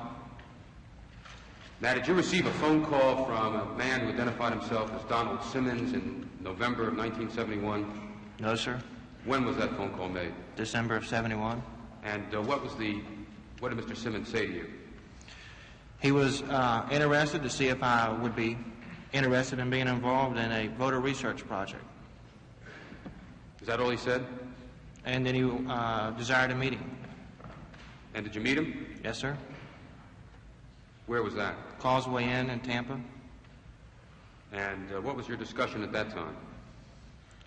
He first asked me my past experience in the different campaigns, and he then stated that he would be interested in my becoming involved in an effort to cause disruption in the Democratic primaries. And did he specify any methods or activities you might engage in for purposes of disruption? Yes, he did. Can you explain those? He was interested for me to obtain hecklers, pickets, and also to get people to infiltrate in the campaigns to gather information. Now, the records show, and you've told us that you talked to telephonically Mr. Segretti on a number of occasions, a person you now know, Segretti, and you also met him in person on a number of occasions. Correct. And during those discussions, did he further define what your strategy was supposed to be with reference to the specific Democratic candidates in the Florida primary? Well, the overall strategy was to concentrate on Senator Humphrey, Senator Muskie, and Senator Jackson, and to just generally cause a disruption among these camps. Were you supposed to concentrate your resources on any particular candidate? At that time, it was Senator Muskie. Now, did you receive any money from Mr. Segretti? Correct. How much was that? On what occasion? First occasion. $50. And did you arrange to receive a regular salary from him? Correct. How much was that? $150. For how long? We didn't specify the length of time. Was it a week or a month? I received that amount on a monthly basis. And did you also receive expenses? That is correct. Did he also tell you that you could he would provide money for infiltrators into the Democratic candidates' campaigns? At Correct. some point. Now, after you agreed to work for Segretti, did you approach individuals to recruit them? Correct. And who was the first person you approached? Miss Griffin. Can you give the committee her first name? Peg. Patricia. What did you ask her to do? To join the Muskie camp. And did she agree to do so? Yes, she did. Did you arrange with her to have a story as to why she wanted to join the Muskie camp? Yes, I did. Could you describe that? She stated to the Muskie people that she was a Republican and that she did not care for for the president's policies, and that she was now a backer of Senator Muskie. And how much money did you pay her per month? $75. Now, did you next approach somebody with the first name Debbie? Yes, I did. You can't remember her last name? Correct. And what did you ask her to do? To infiltrate one of the campaigns. Do you remember which one? It was either Humphrey or Wallace. I don't recall which. And did she agree? No. Now, did there come a time when you did obtain an infiltrator into Senator Jackson's campaign? Correct. And who was that? Miss Froelich. Can you spell that, please, for the committee? Probably not correctly. Well, give it to us as best you can, Mr. Benz. Frohlich. And what was her first name? Esleen. Esleen. I believe that's Eslene, last I heard someone spell it. Did you know her through the Young Republican activities? That is correct. Did you pay her $50 a month? Correct. Now, did you have a conversation with her about the legality of her activities? I could have. Do you remember what you said to her about that? I don't recall it specifically. Well, do you remember telling her that you had a lawyer for her if there were any problems? I remember telling someone that. You don't remember if it was Miss Froelich? Correct. Did you tell a number of people that? I could have. Now, did you also recruit an individual by the name of George Herring? Correct. H-E-A-R-I-N-G. He's presently in jail, is that correct? Last I heard. What did you recruit? And he is in jail on the indictment in Florida on the so-called sexual misconduct letter, is that correct? No. What are the charges against him? For not having the proper identification on a letter. And that's the letter, is it not? Correct. Now, what did you recruit him for? Field activities. Now, did Mr. Herring ask you who you represented when you hired him? He could have. I don't recall. And you told him that you were doing this on behalf of President Nixon. You recall that? I could have. You don't recall that now? I told that to some people. I don't specifically recall if I told that to Mr. Herring or not. Now, did you also recruit Kip Edwards? That is correct.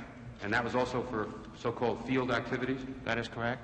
And Gary Yancey, also for field activities? Just for one event. Did you also attempt to get people to infiltrate Governor Wallace's campaign on occasion?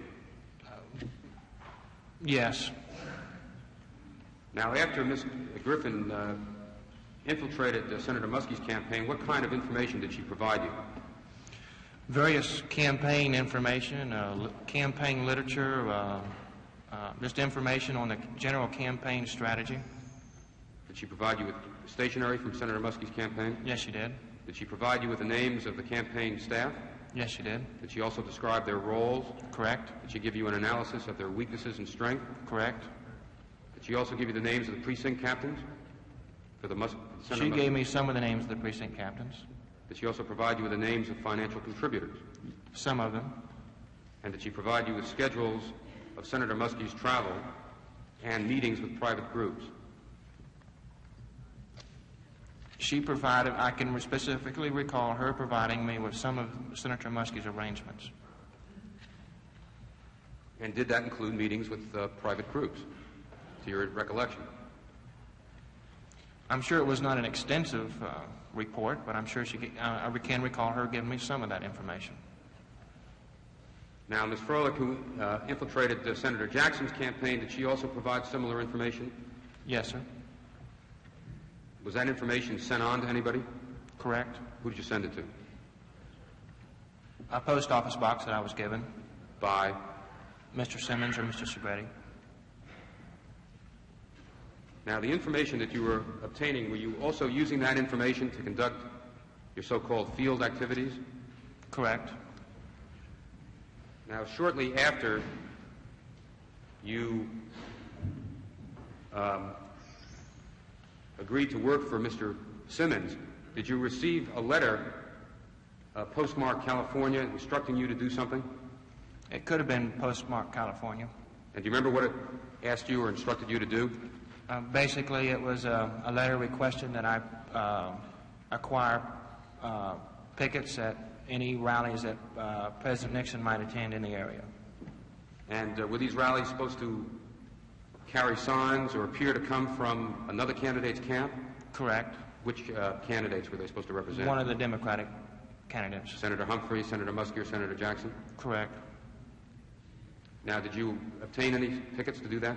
No, sir, did not.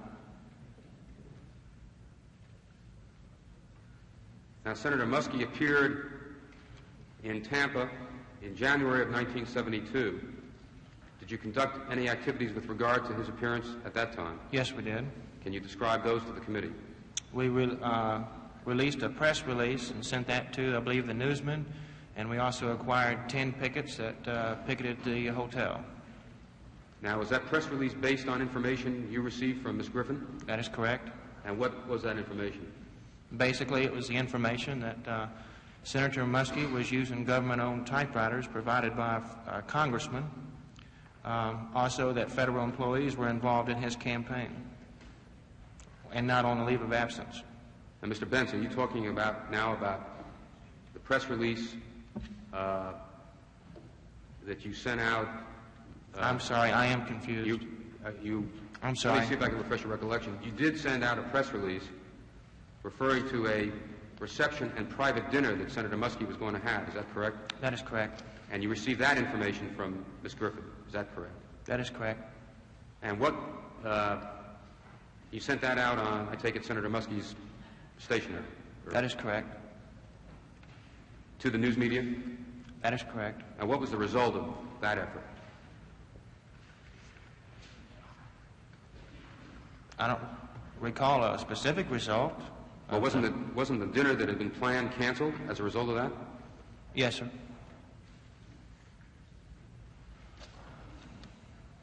Now, who did you have hire the pickets? Mr. Herring.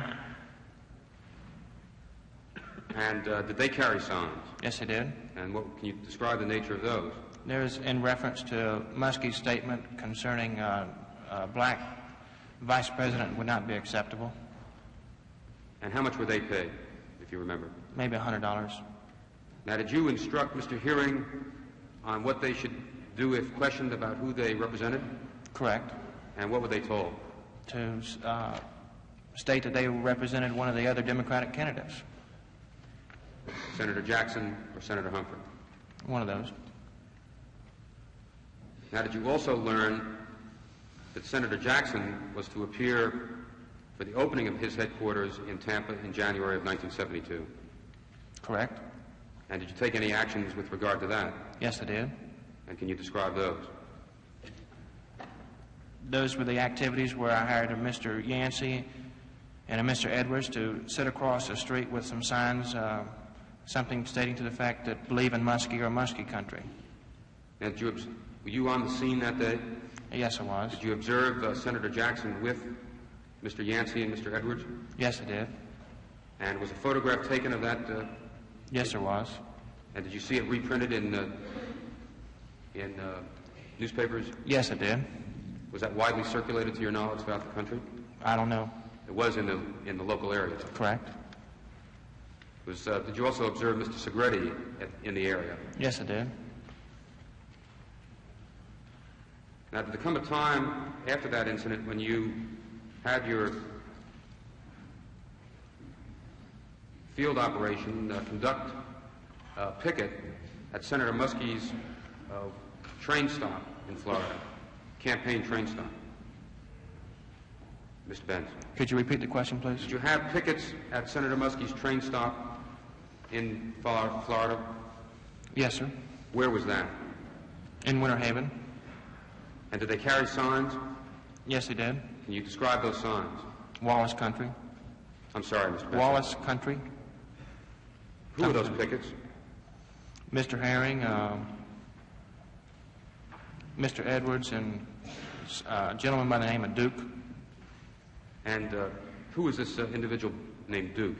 Did you know anything about his background? Mr. Herring had told me that he was a former member of the Nazi Party.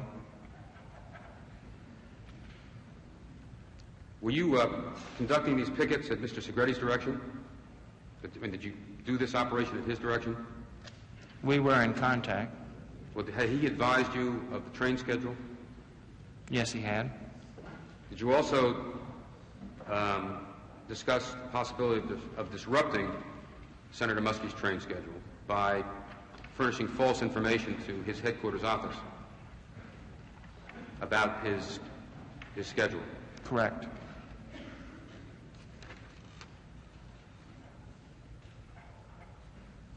Did you also obtain pickets at a speech that Senator Muskie gave at the University of Southern Florida?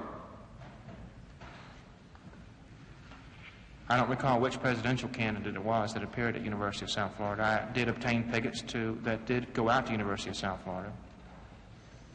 I take it you obtained pickets on a number of occasions for a number of candidates. Is that what you're saying? Yes, sir.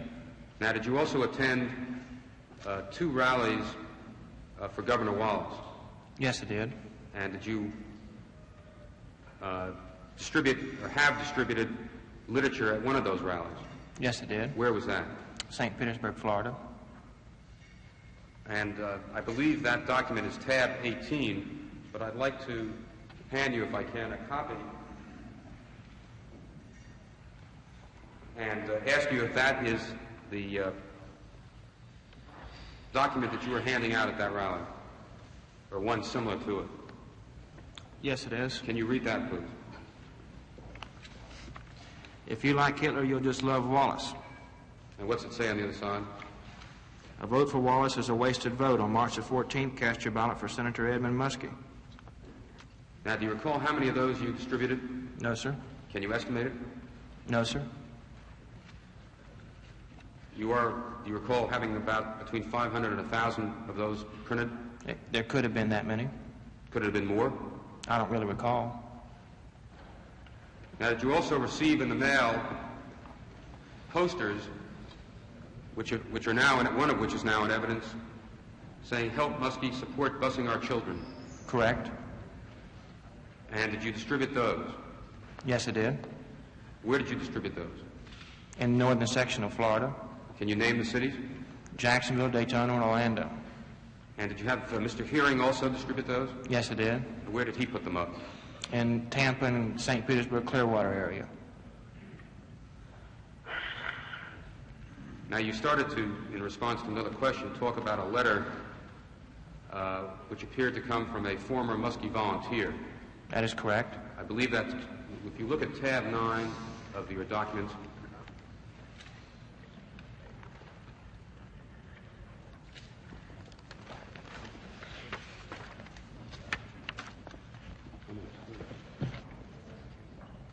That is the, yes, sir. and did you have that letter prepared? Yes, sir. And did you have it typed on that stationery? Yes, I did. And that's Senator Muskie's stationery? That is correct. And did you have it sent to anybody? Yes, we did. Where was it sent? I believe it was sent to the news medias. Was it also sent to Senator Jackson's campaign? Probably was. Well, if you look on the front of that document, it seems to indicate that the letter was directed to Senator Jackson's campaign and a copy was sent to another office of Senator Jackson. Is that accurate? That is correct.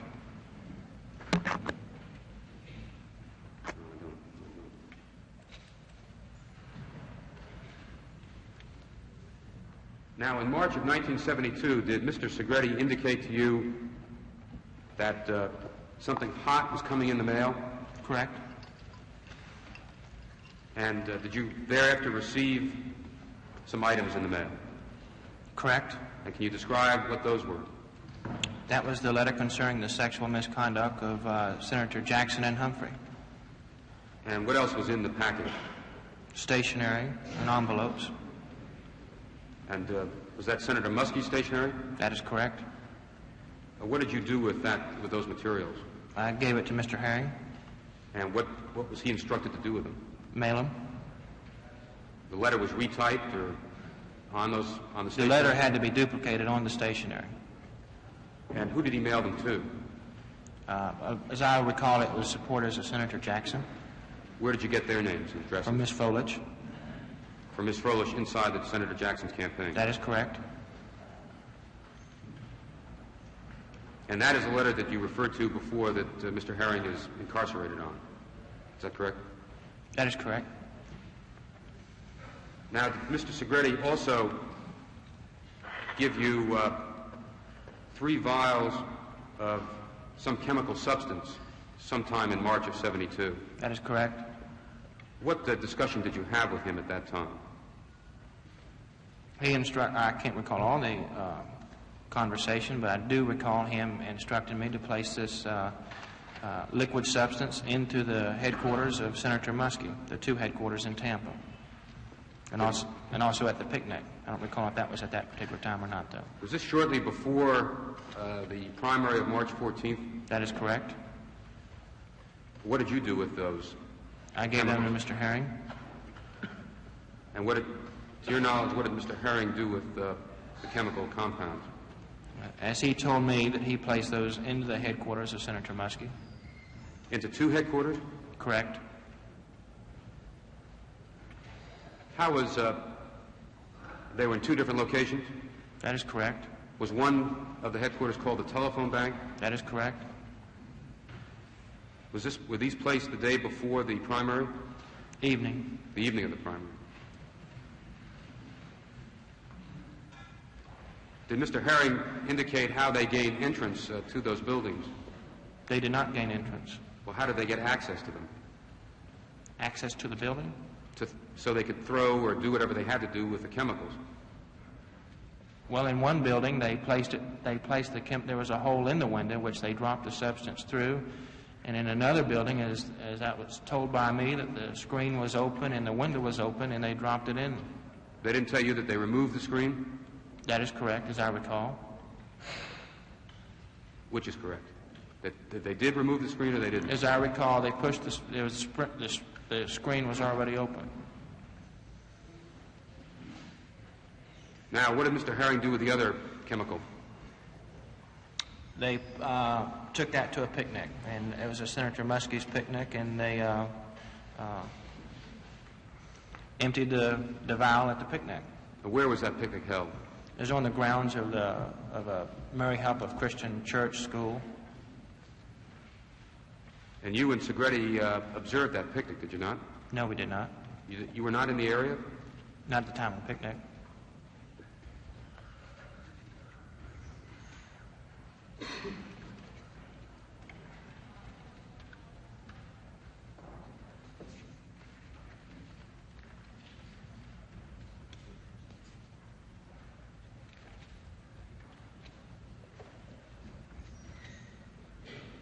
pay Mr. Herring for those activities? Yes, I did.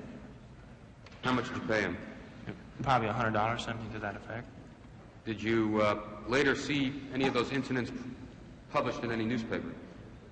Yes, I did. And did you send Mr. Segretti the clippings? Yes, I did. Now, did there come a time when, at Segretti's request, you left the state of Florida? That is correct. And where did you go? Pittsburgh, Pennsylvania. And what was the purpose of that trip? To start the same type of organization that was in Tampa. And did you contact people for the purpose of that? Yes, I did.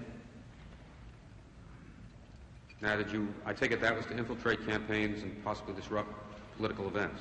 Correct. Now, did you also travel to Milwaukee, Wisconsin with Segretti? Not the complete way with Mr. Segretti. Well, from Chicago to Milwaukee. That is correct. And what did you do when you got to Milwaukee? We distributed the campaign flyers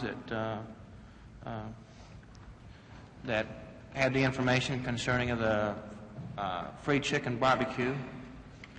At whose campaign was that supposed to be at? Senator Humphrey's. And I take it that was an event you created? That is correct. Now, would you look at tab 14 of your documents?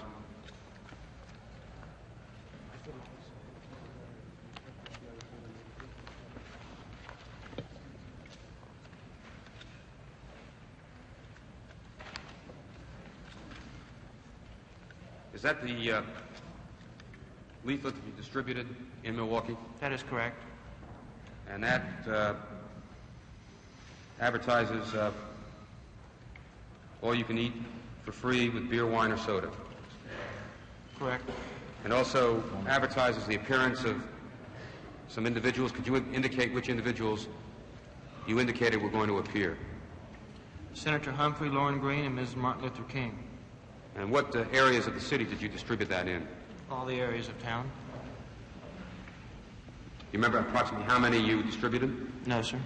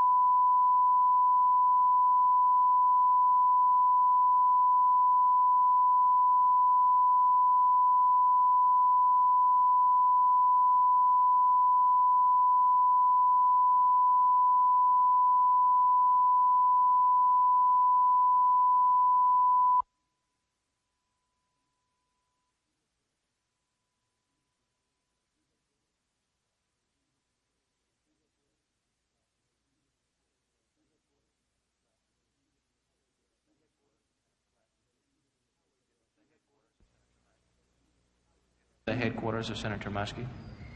Into two headquarters? Correct. How was, they were in two different locations? That is correct. Was one of the headquarters called the telephone bank? That is correct. Were these placed the day before the primary? Evening. The evening of the primary.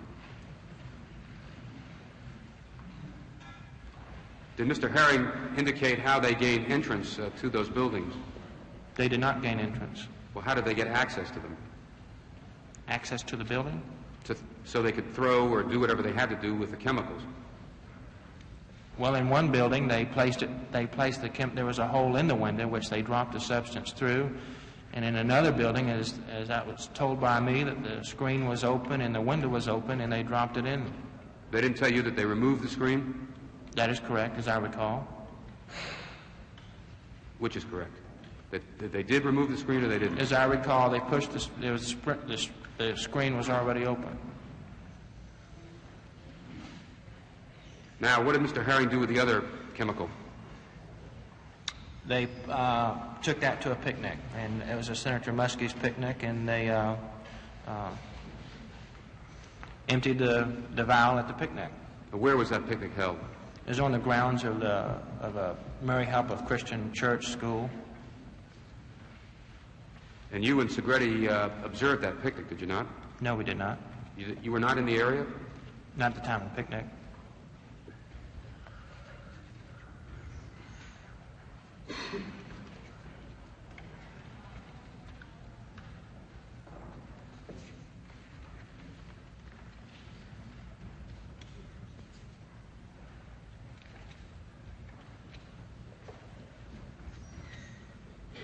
Did you pay Mr. Herring for those activities? Yes, I did. How much did you pay him? Probably $100, something to that effect. Did you later see any of those incidents published in any newspaper? Yes, I did. And did you send Mr. Segretti the clippings? Yes, I did. Now, did there come a time when, at Segretti's request, you left the state of Florida? That is correct. And where did you go? Pittsburgh, Pennsylvania. And what was the purpose of that trip? To start the same type of organization that was in Tampa. And did you contact people for the purpose of that? Yes, I did. Now, I take it that was to infiltrate campaigns and possibly disrupt political events? Correct. Now, did you also travel to Milwaukee, Wisconsin with Segretti? Not the complete way with Mr. Segretti. Well, from Chicago to Milwaukee. That is correct. And what did you do when you got to Milwaukee? We distributed the campaign flyers that had the information concerning the free chicken barbecue. At whose campaign was that supposed to be at? Senator Humphrey's. And I take it that was an event you created? That is correct. Now, would you look at tab 14 of your documents?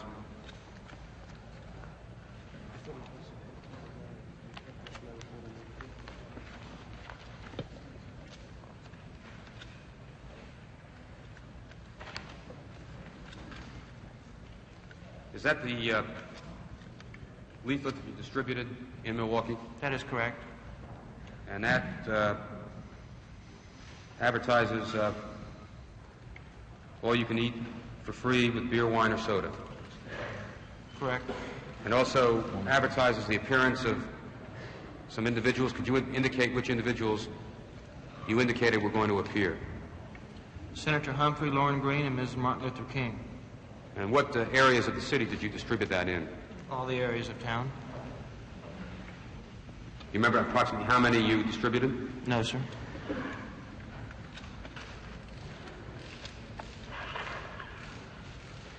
Going back to the picnic where the chemical was distributed, you recall telling the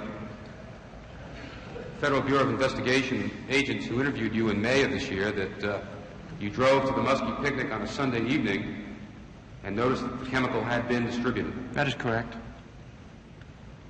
And so you did go to the picnic area? I did go to the picnic area. I did not attend the picnic, as you stated before. Thank you, Mr. Benz. It's very helpful. Now, did you also discuss with Mr. Segretti possible activities at the demonstration, at the Democratic Convention. Correct. In the summer of 1972. That is correct. And would you describe that discussion? He basically mentioned that I possibly might be needed to travel to one of the conventions to join in on some of the demonstrations. And did he indicate that he would be hiring other individuals for that purpose? He indicated that he wanted me to inquire to see if I could get some others. Did he furnish you any money at that time? I do not recall him furnishing me with any money at that time. In specific, he furnished me with money all during the campaign, and I cannot recall the specific times of which he did. Now, did you receive any indication from the people you had inside the campaigns as to what results you were achieving through your other activities? Only in the Muskie campaign. And what did you learn from that? Well, the staff themselves were annoyed by what we were doing. When you indicated your activities to Mr. Segretti, was he pleased by what you told him? He generally was. And did he indicate at any time that the people he was working for were also pleased? He might have. You don't recall now whether he did or didn't? Not specifically.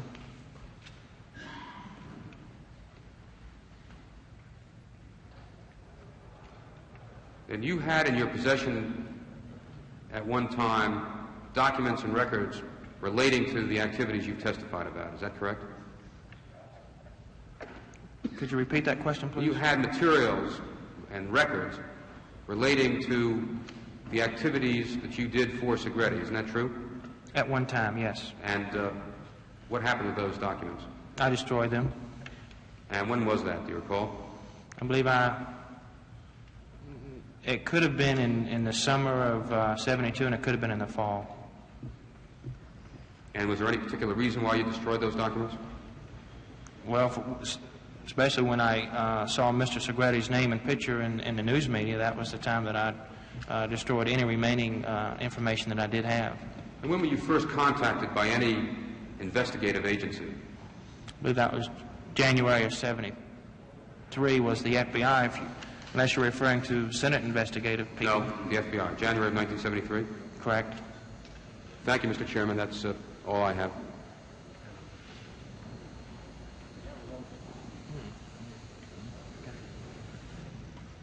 Yes, that's a vote in the Senate. We'll have to temporarily suspend until the members of the committee can go and vote.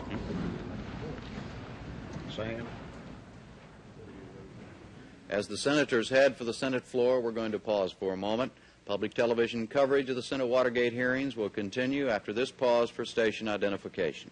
Unabridged coverage of the hearings is being broadcast as a public service by your local public television station.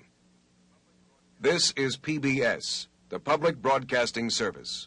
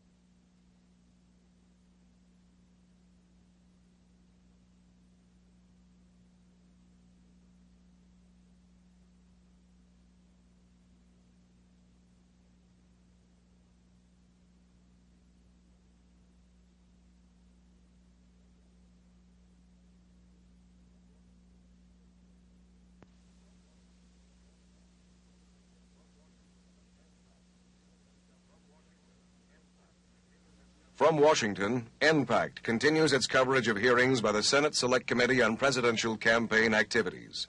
Here again, NPACT correspondent Jim Lehrer. As we go back to the hearings, Robert Benz is being questioned by Assistant Minority Counsel Howard Liebengood. The committee will come to order, and counsel will proceed to cross-examine the witness. Thank you, Mr. Chairman. Mr. Benz, what were you doing when you were first contacted by Mr. Segretti? I was a part-time student in delivering newspapers for the Tampa Tribune. And you were going to school where? University of South Florida. Did you accept Mr. Segretti's proposition that you engage in certain political activity on your own volition? Correct. Did Mr. Segretti make any promises of political favors to you at that time? No, sir. Did he at any time make such promises or overtures? He mentioned that after the election there possibility of some type of job. He never was specific. He was not specific? No, sir. Did Mr. Segretti indicate to you at the time of his initial contact or thereafter who he worked for? No, sir. Did you have any contact during the period of time that you were performing activities with Mr. Segretti or in concert with Mr. Segretti? Any contact with the Republican National Committee? No, sir. The committee to re-elect the president?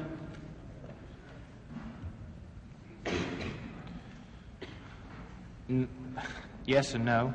Would you explain that yes and no answer? All right. When I was after we had finished this complete operation, I was working for a candidate running for the State House of Representatives, and during the course that I did come in contact with people locally that were working in behalf of the President Nixon's campaign. Was this during the period of time that you were engaged in the activities with Mr. Segretti? No, sir. During that period of time, from the time that Mr. Segretti first contacted you to the time that you ceased such operations, did you have any contact with any regular Republican organization?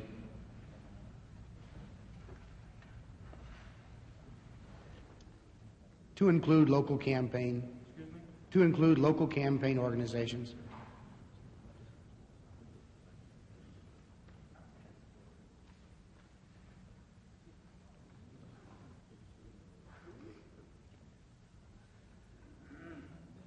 Not in connection with this. Not at all.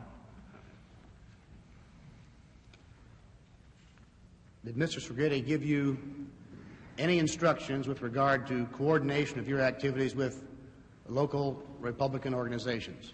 No. Well, Mr. Segretti gave me the explicit instruction not to contact anybody within the Republican Party during my actions. When did he give you this instruction? At the first meeting. Did you follow that instruction? Yes, I did.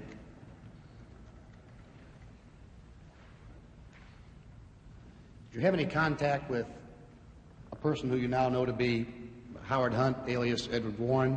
No, sir.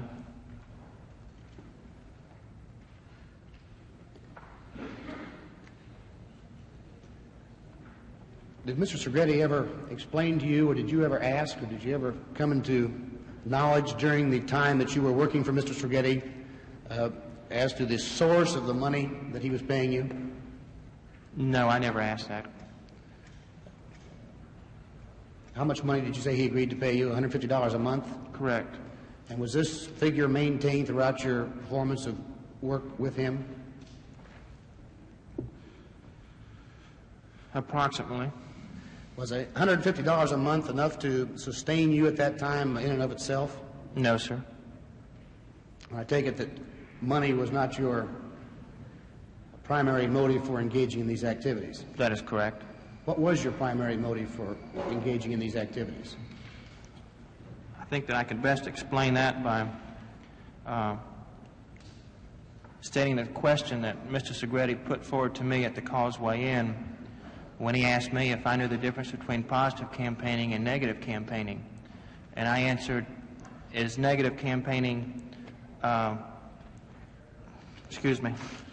He asked me if I knew what negative campaigning was, and I answered that is it the opposite of positive campaigning, and he said yes. And then I went on to explain some of the little dirty tricks that were pulled on the campaign that I was involved in the 1970 elections. And I also explained to him that many of the principals that were involved in the 1970 elections were now managing the Democratic primary campaigns in Florida. And I also felt that this would be an opportunity for myself to give these people a little bit of the medicine that they have given me in the past. Was this your, are you saying then that that this was your primary motive for accepting his proposition? Well, I felt that in the past, in my local area, that basically the Democrats had been almost on an election-type basis always participated in this form of action, and that Republicans, since we were in a minority, we were unable to, we always had to strictly abide by the law.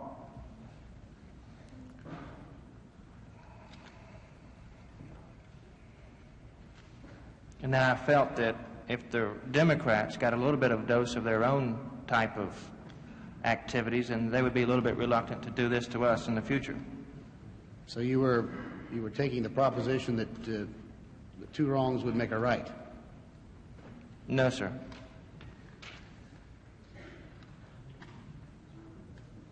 You engaged several people in several primary campaigns to infiltrate the respective Democratic campaigns. And I understand that you did this at the suggestion of Mr. Segretti. That is correct. Were all those infiltrations at his suggestion? Probably was. Do you know can you tell the committee the rationale behind the infiltration of a opponent's campaign, or in this case, respective Democratic opponents' campaigns? I think that in most all of your elections, including probably some of the senators that are sitting on this table here, have always desired information on their opponents, and this was our same desire to gather this information. And what was your purpose of gathering the information? What was done with the information once it was gathered? We used it in order to plan our action, to cause as much confusion among the Democrats as possible. Did you forward all the material procured from the Democratic campaigns to Mr. Segretti? Yes, sir. Did you operate on any of this information independently of coordination with Mr. Segretti? I operated both independently and also in cooperation with Mr. Segretti. There's been some evidence that you promoted or were asked to promote incidents of heckling and demonstrations. Can you tell the committee what the purpose of that activity might be? The same, is just to cause a confusion type of activity among the candidates.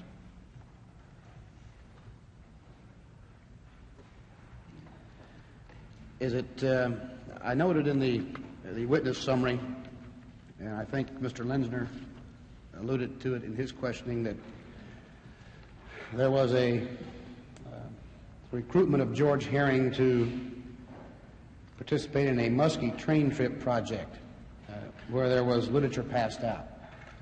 Now, was this literature passed out on the Muskie train? Are you stating that I No, said I'm that... asking whether or not the literature was passed out on the Muskie train. We didn't pass out any literature at the Muskie train stop. That was pickets. In other words, the information here that the literature was passed out in conjunction with the Muskie train trip is not accurate. That is correct. Thank you. Now, do you have any knowledge of the fabled Canuck letter? No, sir, not at all.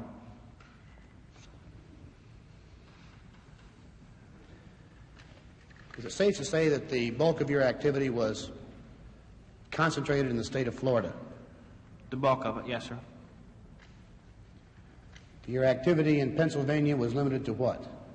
Contacting one man that I asked to participate in basically the same as far as acquiring hecklers and pickets, and also to send me any news clippings of any of the actions on part of any of the primary candidates. And in fact, that is just what this person did. All he did ever was send me was just newspaper clippings.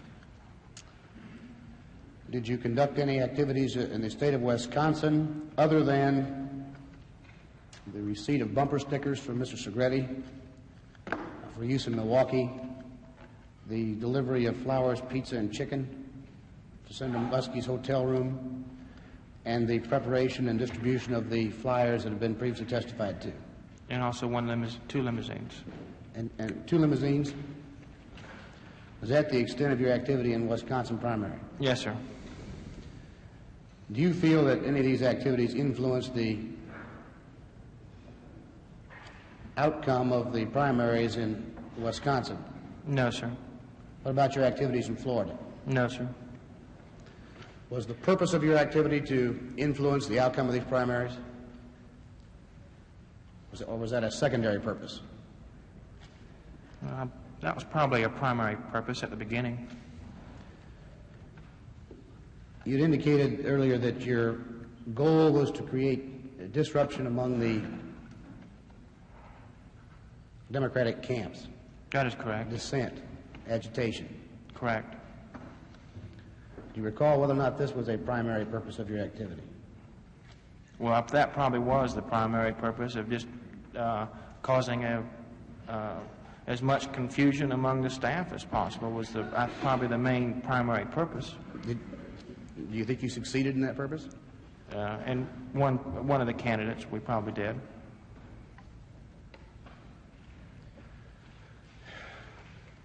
I gleaned from your earlier answer that you were motivated in part by a desire for revenge, that you hoped to, as I understood your answer, to impress upon others who might have been disposed to this activity that by virtue of your actions that this was undesirable activity. Is that what you were telling me? That's correct.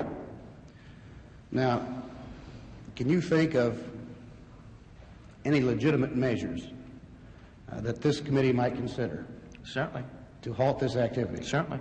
Would you please give us the benefit of your thinking? I think that start from the beginning. I think it's just prosecuting and protecting Republicans and Democrats equally under the law, and I think your problem is going to be solved. But if you do not take this type of approach, then you're going to continue to have this. Thank you. No further questions, Mr. Chairman. Do you believe the fact that somebody did evil yesterday justifies you to do evil today?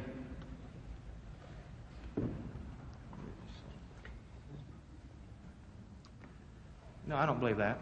Well, that's what you said. You did this. You said that Democrats had done this. Can you tell me any time in the history of the United States that aides in the White House and the president's personal attorney made money available to people to spread lies and libels on candidates of the opposition party? I don't know if that's been proven or not, Senator. I've been engaged in concern with politics a long time, and I've been interested in the political history of the United States. And I challenge you or anybody else to point out a single instance in the history of this nation where money donated to advance the political fortunes of a president was used with the consent of the president's assistants in the White House to spread libels against candidates of the opposition political party.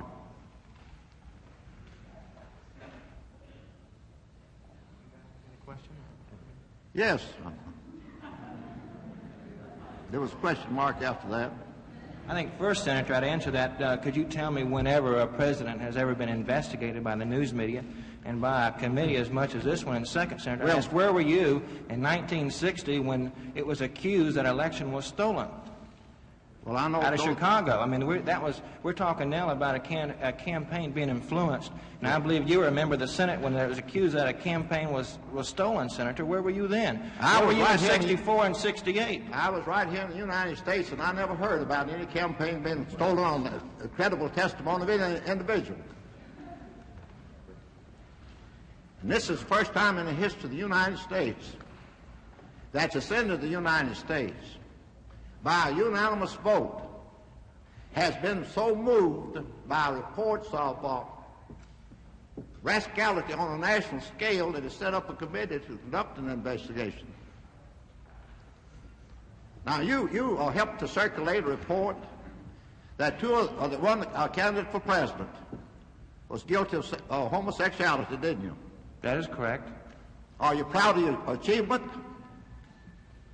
I'm not proud that I felt that I had to do that. No, sir. You didn't have to do it. Did anybody compel you to do it, did you? Did you?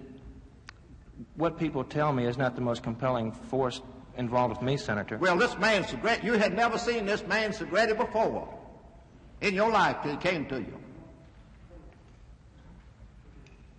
Did you? No, sir. And you did it in his instance because he promised you $150 a month in expenses, didn't you? Saying because? I say you did it in his instance because he promised to pay you $150 a month in your expenses. No, sir.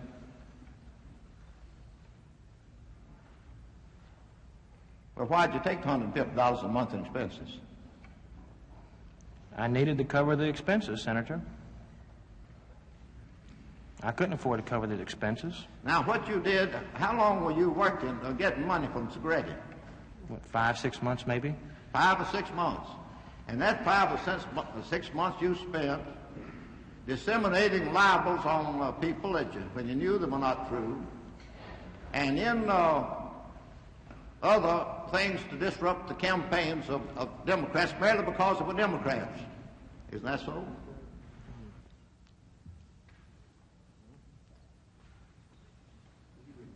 Could you repeat Reading the question.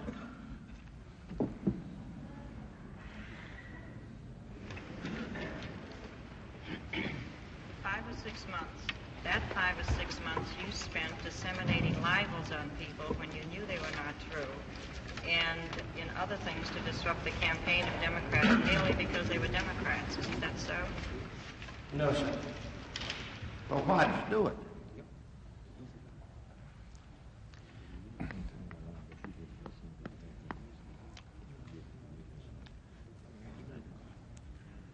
I believe I stated my answer to that question before. Would you like for me to repeat it? Well, I asked you if you've ever known of White House aides authorizing the use of campaign funds to spread foul slanders and libels against reputable men seeking political office.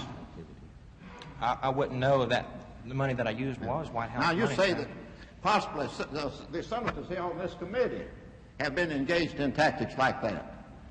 I wouldn't know, only you'd know that. You said that we had infiltrated, that possibly we had infiltrated campaign organizations of our opponents. I said I believe that probably you senators yourselves, are, when you run a campaign, that you're always interested in opponent research. And this is one way that maybe you use. This is a way that's probably the most common way used in most campaigns. You're not testifying that I was sent a spy into the campaign organization of any of my opponents, have you? Only you would know that, Senator. Well, I'll tell you, I've never done that. And I've been in politics since 1922. And I've never, in that time, known or heard of things going on, at least in North Carolina, that you say you perpetrated in Florida and Wisconsin.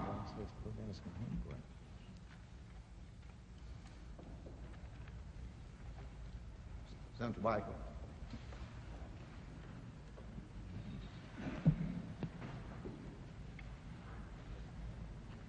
Wait, one question. You know, don't you know that when you circulated that rumor, that false libel about Senator Jackson and Senator Muskie, that occurred before March 1922? I beg your pardon, sir? Before March of 1972. 1972. Before the primary in March. The primaries in March. Primary in Florida was in March 1972, wasn't it? March the 14th. The letter was circulated. Yes, yes, it was circulated. And that became known down there, didn't it? It was references made to it in the paper. Yes, sir. And it was, you know, it was reported to the United States District Attorney. Yes, sir. And you also know that nothing was done about it by the United States District Attorney that anybody could detect prior to April of this year, more than 14 months after it was done. I wouldn't know that, Senator. Well, you do know that Mr. Herring, that you operated, who associated with you in your work, was not, and Mr. Segretti were indicted in federal court in Florida in May, or the last of April or the 1st of May, 1973, for something that the federal authorities there had known about as far back as March 1972. Some of that was reported in the newspaper, sir. Yes, sir. So I did read that newspaper article. Yeah. And you know that Mr. Herring pleaded guilty to of failing to identify the people that perpetrated this false libel on Senator Jackson and Senator Humphrey. I know that, yes, sir. Well, you speak about enforcing the law. It seems like to me that justice in Florida and the federal courts, as far as were traveling on somewhat leaden feet. And I concur in your one thing you said. I fully concur in, and that is the law ought to be enforced against everybody. Absolutely correct. And one of the things that somebody deserves credit for is the fact that there've been 7 men convicted here in the district court for trying to pollute the process by which presidents of the United States nominated and elected, and since then 2 employees of the committee to re-elect the president have pleaded guilty to conspiracy to obstruct justice. And that Mr. Segretti has also pleaded guilty in connection with the matters you and he were interested in, and Mr. Herring has been sent to jail on account of the same thing. Which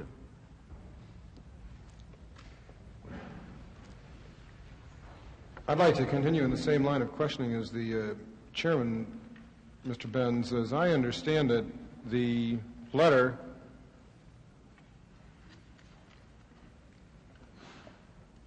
concerning or alleging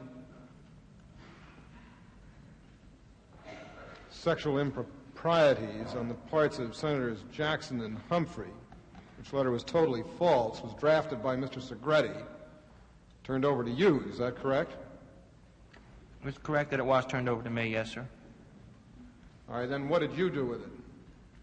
I gave that information to Mr. Herring, the packet. There was other material with the letter also, Senator. And you were the one that had hired Mr. Herring in the first instance? Earlier in the campaign, yes, sir. So you'd hired Mr. Herring, and you turned that letter over to Mr. Herring. That is correct. And as I understand it, Mr. Herring is serving a jail sentence right now on the basis of having distributed that letter? That is correct.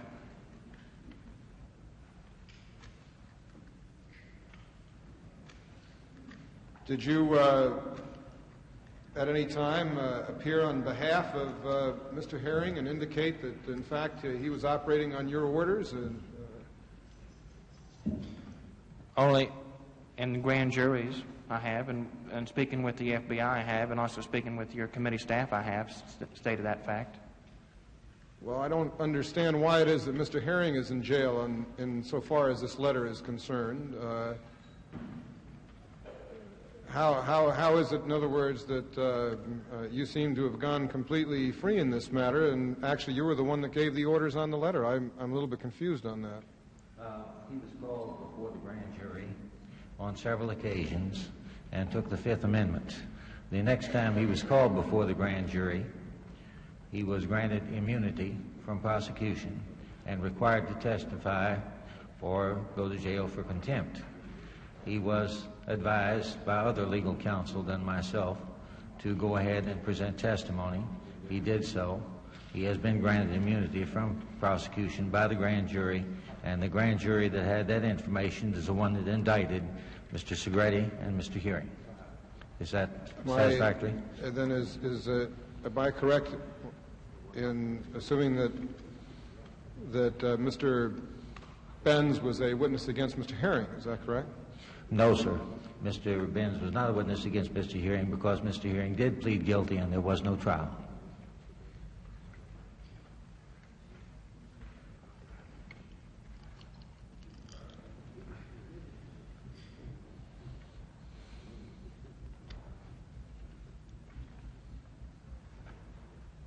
You refer to activities in 1970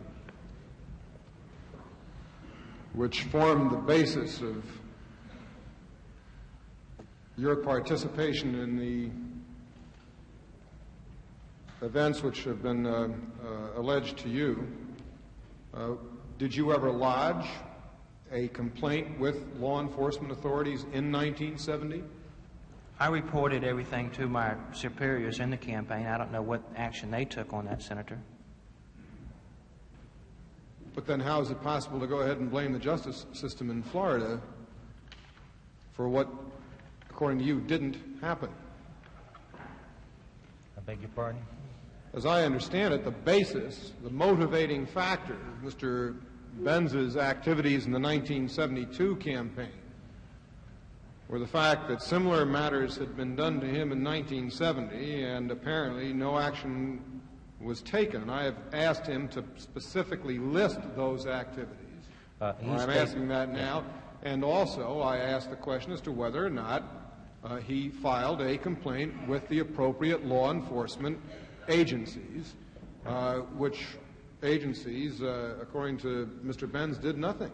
He stated he was not sure. He turned the information over to his superiors, and he is not sure whether they filed police complaints or not. I don't know even. Well, were your superiors Republicans? Yes, sir. Well, I'm very confused as to how we're going to blame. I mean, there are a lot of things we can blame the Democrats for, but I don't quite understand how we're going to blame the Democrats in your situation in 1970 or the law enforcement officials in Florida. I mean, how does that form the basis for getting riled and trying to do the same thing to the Democrats in 1972? Can you explain that to me?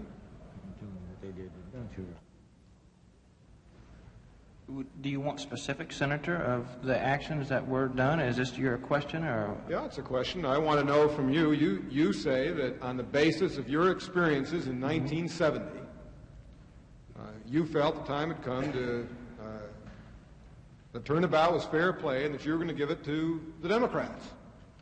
Now, you've told me that the dirty tricks that were apparently played on you reported to Republicans.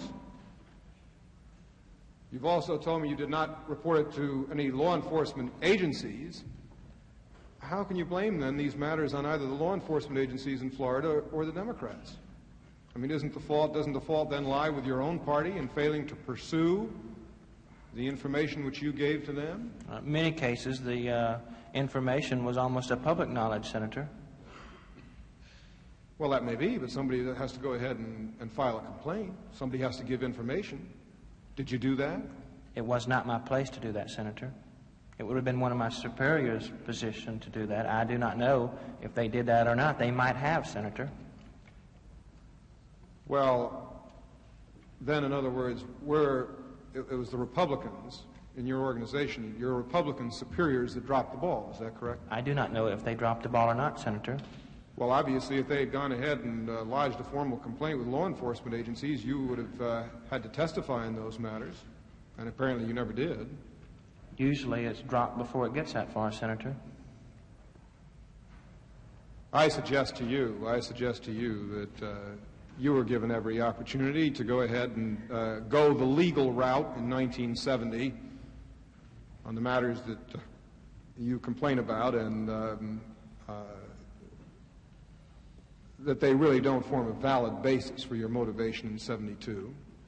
In my mind, they do, Senator. But on the basis of fact, they don't.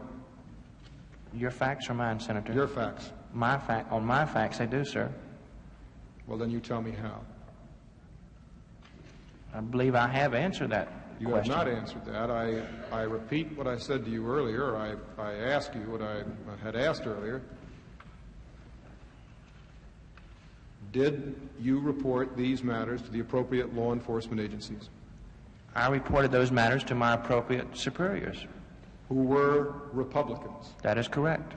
So that in no wise were the Democrats involved in failing to prosecute these abuses.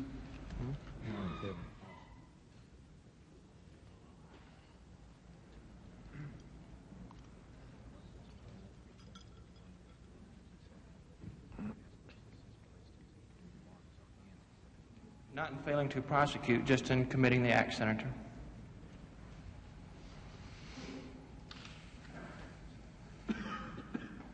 I believe in the staff interview on questioning for Mr. Armstrong.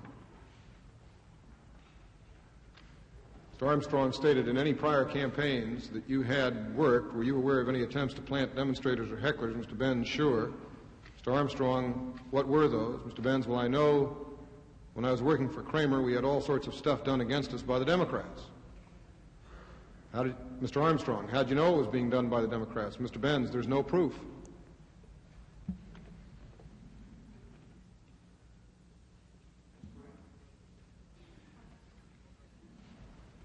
So in other words, there are no facts to substantiate the theory which you've put forth to this committee to justify your own actions.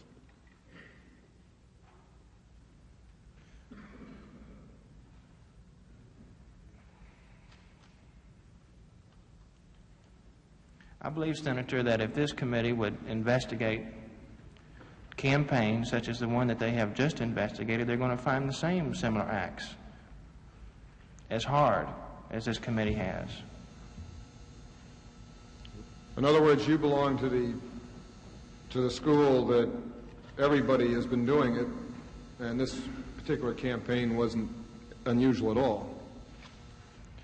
That seems to be the general opinion, with the exception of politicians, Senator. And that this is exactly the way, at least insofar as your experience is concerned, let me put it this way, the placing of let me just read what you were involved with here.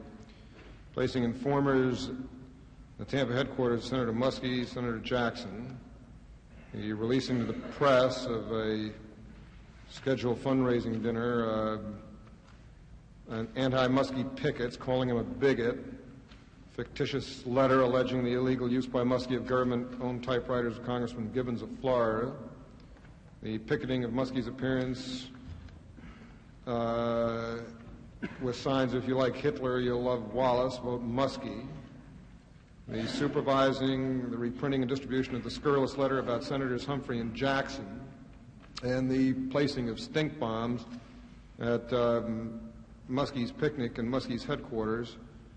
These are all the norm in Florida politics. Is that correct? Maybe not those specific acts, Senator. Well, are there acts that are the acts that you're discussing now either worse or the same? And if so, I'd like to hear what they are. I'd like to know of your experience, in other words, in these matters. All right. Would you like... 1970 was just one particular example. Of course, there were others, but if you'd like, I'd give you the complete rundown on the 1970 dirty tricks.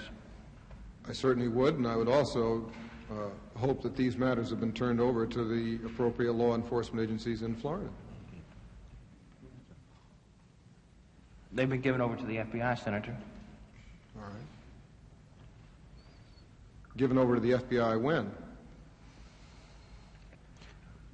At the time they occurred, or at the time this investigation started? I think we've covered that before, Senator, that again I stated that I felt that it was not my place to give that information over to the officials. I did give that to my superiors, which I felt was my duty. And as I said, I do not know whether they did turn it over to the officials or not. Yeah, but you just said you gave it to the FBI. When did you turn these matters over to the FBI? About a year ago. At the time you were being investigated relative to the 1972 campaign? Correct. Well, that's a little late, isn't it? Why didn't you go to the FBI before that?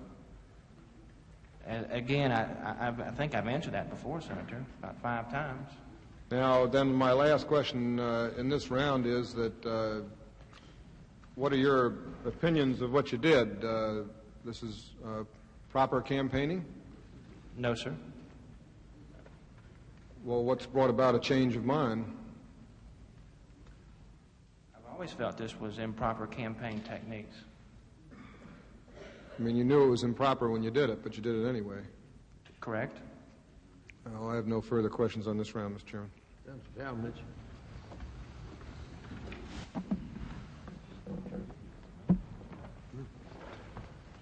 Mr. Benz, do you have any regrets about your activities in that campaign? Yes, sir, sure. You're not proud of what you did then? No, sir. You are contrite? Correct. Do you have any regrets that one of your subordinates, Mr. Herring, serves 1 year in jail at the present time and you're walking the streets free? Yes, sir. It makes you feel that you're quite lucky to be free at the present time, does it not? Correct. When did you start feeling regretful about your activity in that campaign? From the beginning. When? From the beginning, when Mr. Segretti approached me at the Causeway Inn. Did you feel regretful enough at that time to inform the FBI about your activities? No, sir. Did you feel regretful enough to inform any other law enforcement officers? No, sir. Were you ever instructed not to speak to any of the law enforcement officers? Just the opposite, sir. Who informed you to speak the opposite? Mr. Segretti. Did you go to the law enforcement officers at that time and speak the opposite? No, sir. Why did you remain silent? I remained silent until they questioned me, and I cooperated with them, sir. Now, I believe you had 2 subordinates. One was named Mr. Duke, and the other one named Mr. Herring. Is that right? His nickname was Duke. I do not believe that is his last name. And one was named Duke, and the other Herring? Correct. Did Mr. Herring tell you that this man, Duke, was a former SS officer for Adolf Hitler's stormtroopers? Correct. Did you believe that? No, sir. Did Duke ever tell you that? I don't recall if he ever did or not. Did you feel that being trained by Adolf Hitler and his stormtroopers particularly qualified him for the duties that you assigned him? I don't know of any training school that would train them for this work. I couldn't hear you reply. Said I don't know of any training school that would train a person for this type of work. Weren't the activities quite similar? Didn't Hitler's Nazi stormtroopers perform similar activities to what you engaged in Florida? I wouldn't know that, Senator. You've read some history of that period, have you? Correct. You've read the Rise and Fall of the Third Reich, I take it? Correct. Weren't the activities of the Nazi stormtroopers somewhat similar? I don't see the similarity, Senator. I thought there were. I read about a good many falsified documents during that era, libels and slander about the opposition. It was one of the ways, as I recall, that Adolf Hitler achieved power. You think Duke carried on his activities in an exemplary fashion in that manner, do you? Yes, sir. No further questions, Mr. Chairman. Senator Inouye.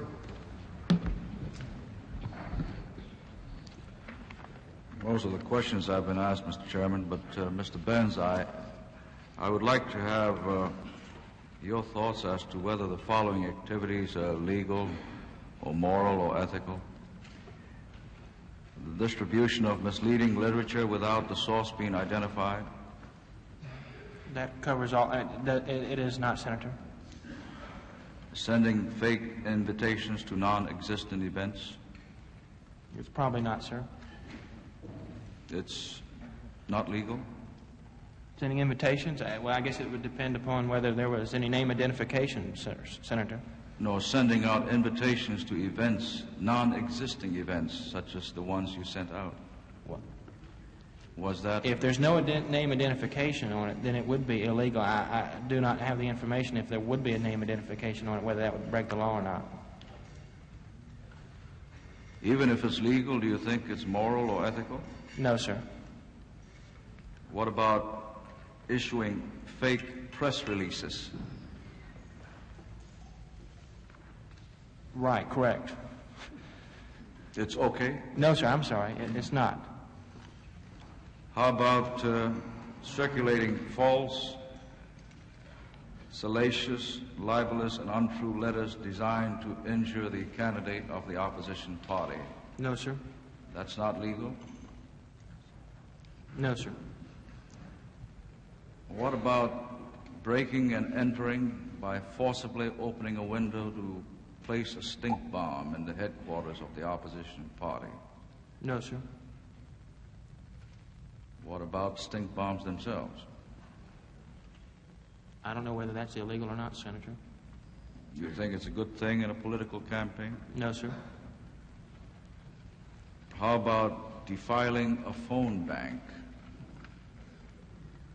No, sir. How did you carry this out, sir? I believe you were involved in the defiling of a phone bank.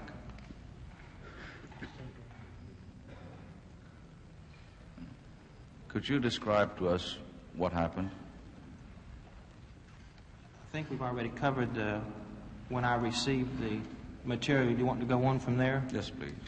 I gave the material to Mr. Herring with instructions to place in this material into the downtown headquarters, which was the phone bank and also the Muskie headquarters. And he later told me that he did, in fact, there was a hole in the window of the telephone bank which they placed the substance through. And then in the campaign headquarters itself, there was an open window, and that there was a screen that I believe was loose, and then they dropped it in there, which would be the utility room. Do you consider ordering supplies, food, beverages on behalf of an opposition candidate with no intention of payment legal, ethical, or moral? No, sir. Prior to Watergate and prior to the exposure of your involvement in these sabotage activities, did you consider that the monies spent for furthering your sabotage activities, monies well spent in the effort to re-elect the president?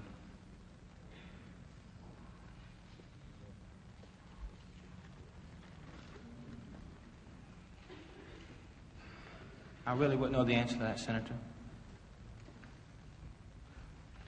I'll ask another one then. Was the re-election of the president so important that any means would have justified that end? No, sir.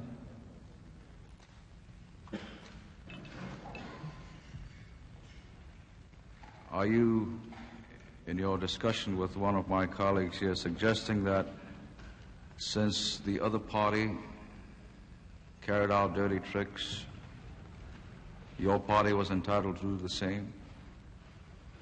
My belief at the time, sir, would be that if there was some action in answer to that, to the other party's actions, that in the end that they would pause a minute before they would. That I was hoping that this would be a deterrent to further actions of this type. Thank you very much, sir.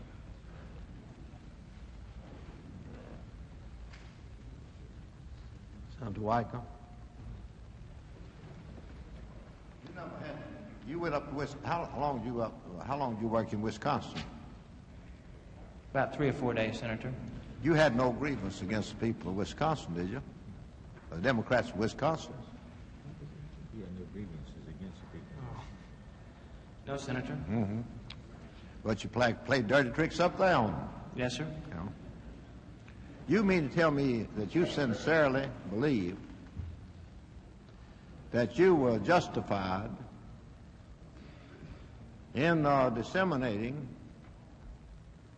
false and scurrilous attacks upon the characters of Senator Jackson and Senator Humphrey, because some Florida Democrats may have perpetrated some instance of which you disapproved upon Congressman Kramer?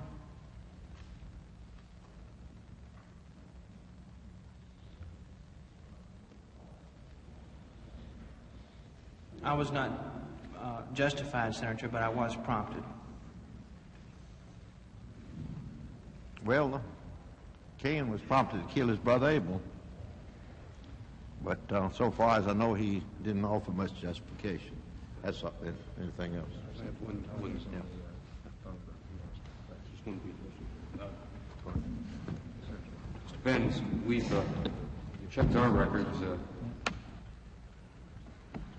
and checked the Special Prosecutor's Office, and there's no indication that, with regard to the conversations you had with the FBI agents, that you made any reference to any allegation involving Democratic misbehavior. Do you want to, does that refresh your recollection that, in fact, when you talked to the FBI, you did not indicate to them any such allegations? No, sir. Not all the time that they did take down the information. I don't know if this was one of the times where the FBI did not write this information down. They took this by handwritten notes. And we talked for some 40 hours, Senator. We talked for some 40 hours, and I do not, no knowledge of what they did write down and what they did not. And the two incidents that you related to us in response to our inquiry as to what information you had about other incidents in prior campaigns, you indicated one was a poster that said, quote, "Join the Ask You Kramer Club," and one time you said that somebody came in posing as a radio reporter to interview you. Mm-hmm. Is that correct? Those are the two instances you gave us.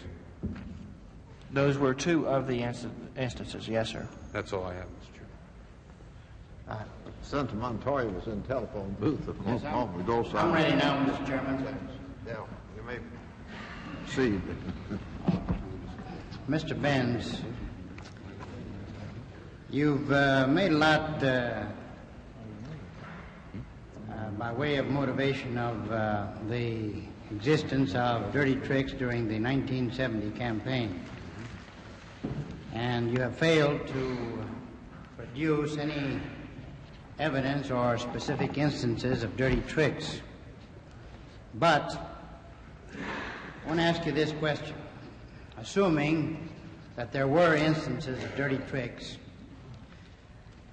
during any Democratic campaign in Florida in 1970, do you feel that this justifies you in maligning or vilifying honorable men who are seeking the presidency of the United States? Not completely, Senator, but if somehow that my actions, if it helps to clean up the system of politics, then I think it could be justifiable. Now, assuming that you have similar feelings about murder being committed by individuals, would you attempt to commit murder in order to justify or clean up such conditions? No, sir. All right. Doesn't the same analogy apply?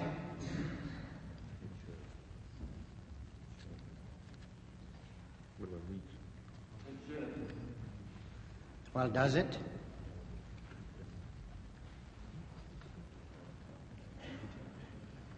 I called his attorney today, and he hasn't called me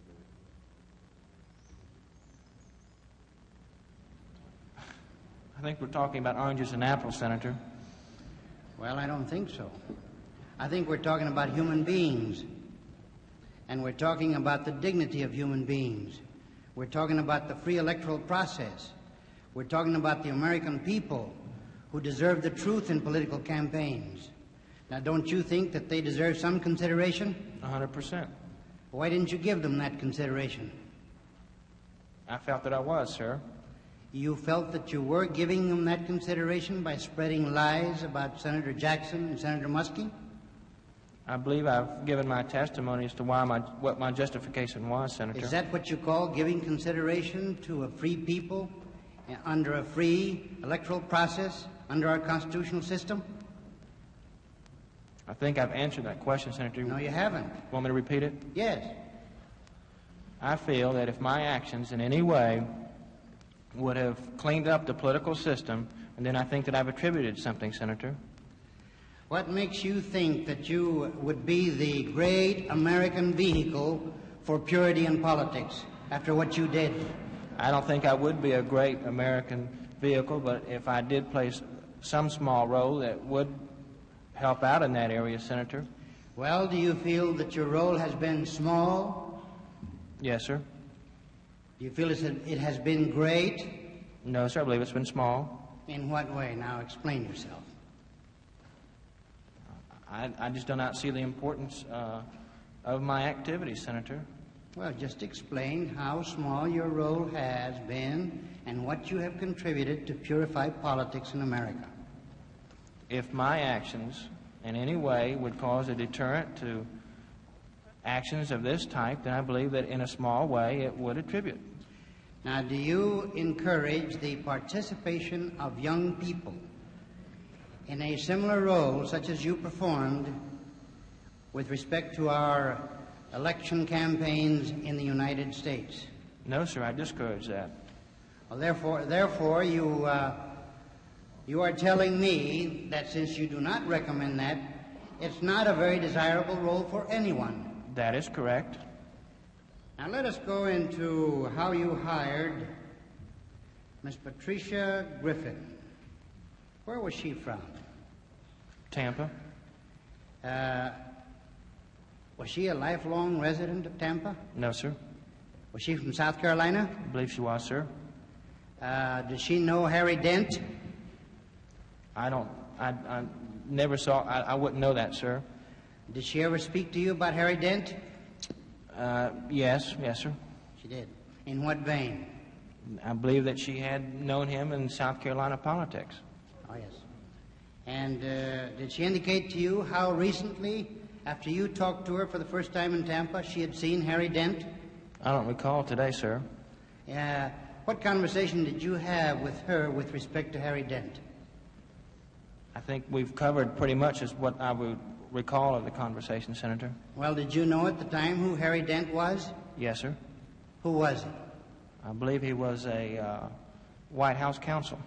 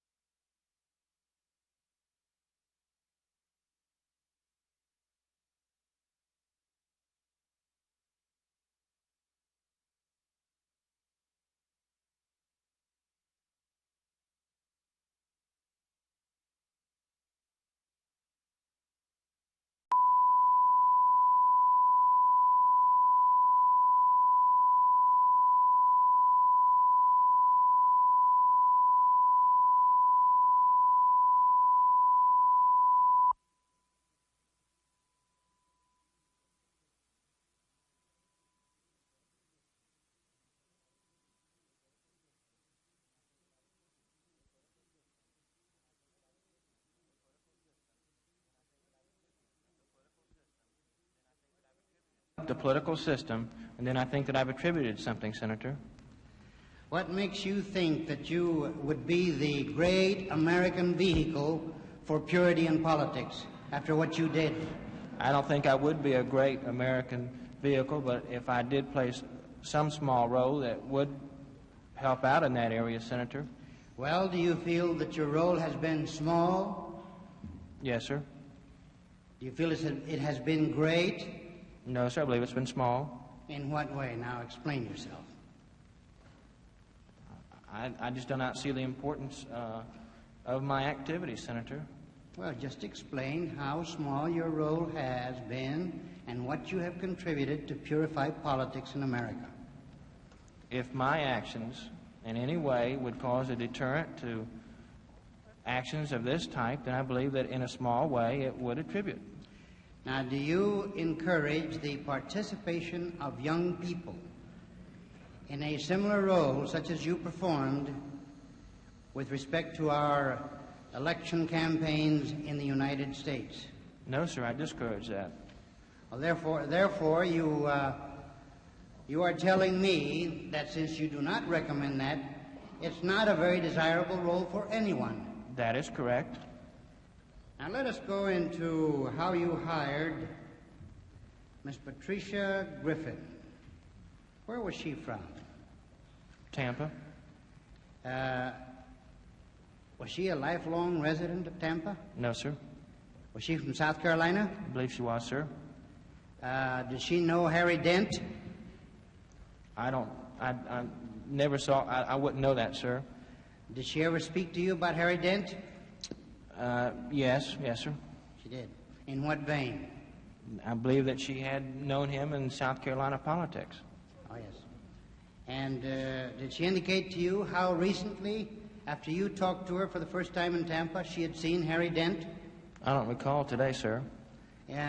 What conversation did you have with her with respect to Harry Dent? I think we've covered pretty much as what I would recall of the conversation, Senator. Well, did you know at the time who Harry Dent was? Yes, sir. Who was he? I believe he was a White House counsel. How long had she been in Tampa at the time that you communicated with and hired her?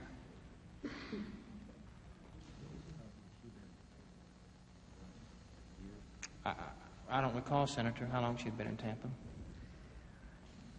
What particular justification did you present to her in hiring her and in offering her $75 a month? It'd be in behalf of President Nixon's re-election. Was she working full-time at the Muskie headquarters? Not at that time that I approached her. Did she at any time? Yes, sir. And do you know whether or not she was being paid by anyone else to work in there? No, sir. Supplementing her income of $75 a month? All that I know of is the $75 a month that I gave her. What about Miss Esleen Froelich? What did you tell her by way of justification for hiring her? Probably the same thing, Senator. And how long did she work in the Jackson campaign? A few months, I would assume, Senator. And she was being paid $50 a month? That is correct. Was she a volunteer in the Jackson campaign? That is correct. Now, is it your feeling that in view of what you have done, that you have let go of your dignity and decency as an individual? No, sir. Have you done anything to restore it since you performed these acts in the political campaign? I didn't know that I'd lost it, Senator. You feel that you have not? That is correct. You feel that you've done the proper thing? I felt like I did what I should do. And as you look back in retrospect, you still say that you did the right thing? Not the right thing, Senator. Or the proper thing? It was not the proper thing. It was the thing that I felt that I should do. Thank you, Mr. Chairman. Senator Weichel. Do you think that Congressman Kramer lost the 1970 election because of Democratic dirty tricks? No, sir. Do you think he lost the election because of a bad split in the Republican Party in Florida? That probably attributed to the loss, Senator. What attributed to the loss? Excuse me? The split in the Republican Party. I believe that was one of the factors, Senator. Not Democratic dirty tricks. I think that there were, I believe that Democratic dirty tricks was in the area of that split. But do you think they were responsible for his loss? Not completely, Senator. Well, which is it? You initially said no, and now you say not completely. I believe that the split between Republican politics during 1970 was an attributing factor. I also believe that the dirty tricks was a contributing factor to the split. All right, now, let me just ask you one last question. While you were doing these things which you've testified to, did you enjoy doing them at that time? Some of them I did. Some of them I thought was humorous. Would it be improper for me to suggest then that the reason for doing these things was the fact that you enjoyed doing them rather than No, sir. any No, sir. No, sir. Higher motive that would relate to the Republican Party? No, sir. I still fail to find any reason based in 1970 on your actions or on the fact situation of that time to go ahead and have that as your justification. And very frankly, I think I know the Republicans of Florida fairly well, and certainly the senator that sits with me on this committee.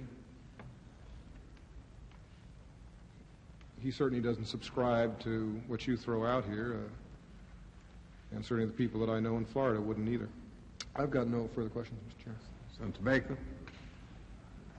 Mr. Chairman, I apologize to you and to the committee that other Senate business has required me to be in other committees today, and I haven't had a chance to follow the testimony of this witness. And rather than prolong the proceedings by trying to pick up to speed on what's already been asked and run the risk of repetition, I'll forego my opportunity to question the witness. I have one last question I'd like to ask him. Is it fair to infer from your testimony that you believe that the way to clean up politics is to make it more filthy?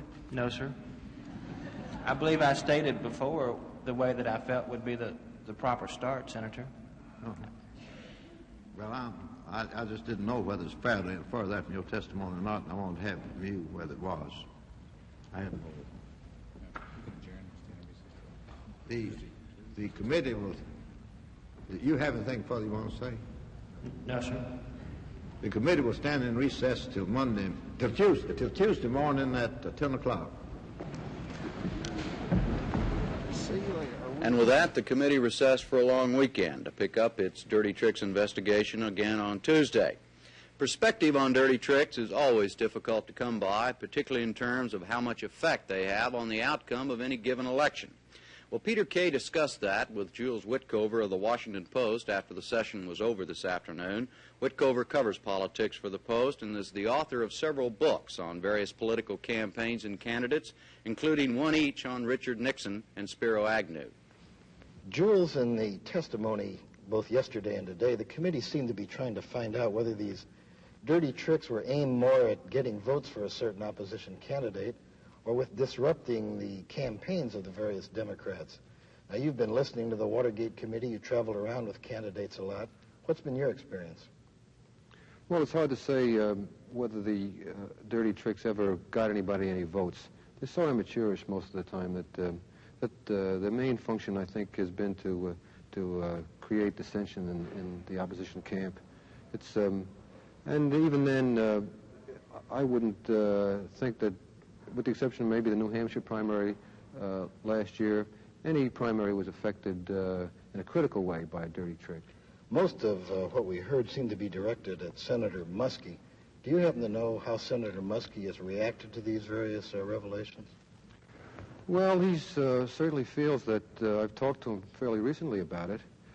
He believes, for instance, that the Canuck letter, the letter in which he was accused of making a slur against French-Canadian Americans in New Hampshire, was an important factor in what happened to his campaign thereafter. Not particularly that letter, but it was, I mean, not the contents of the letter, but the letter did lead him to make that emotional display in New Hampshire, which many people said, in which many people said he cried. He insists still that he never did cry, but whether he did or didn't, he admits that the impact of that episode on the press, on the way he was perceived by the press and treated by the press, on his own campaign, on morale within his own campaign, was very, very destructive.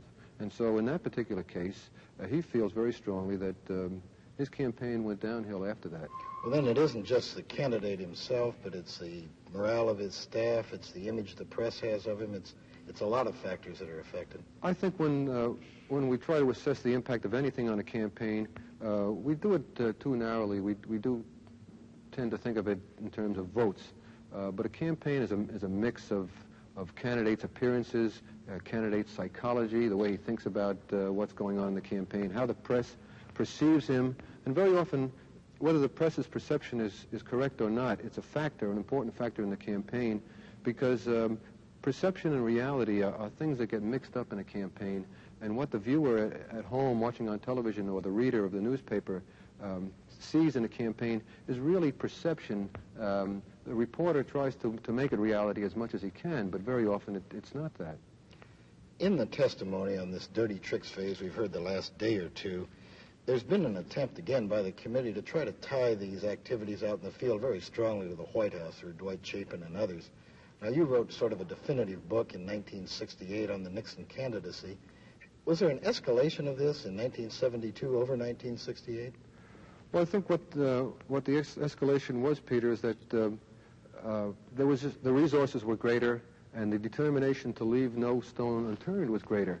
And so there was an overkill in the use of money, in the use of people, in finding things to do. And I think that those excesses were demonstrated in things like dirty tricks.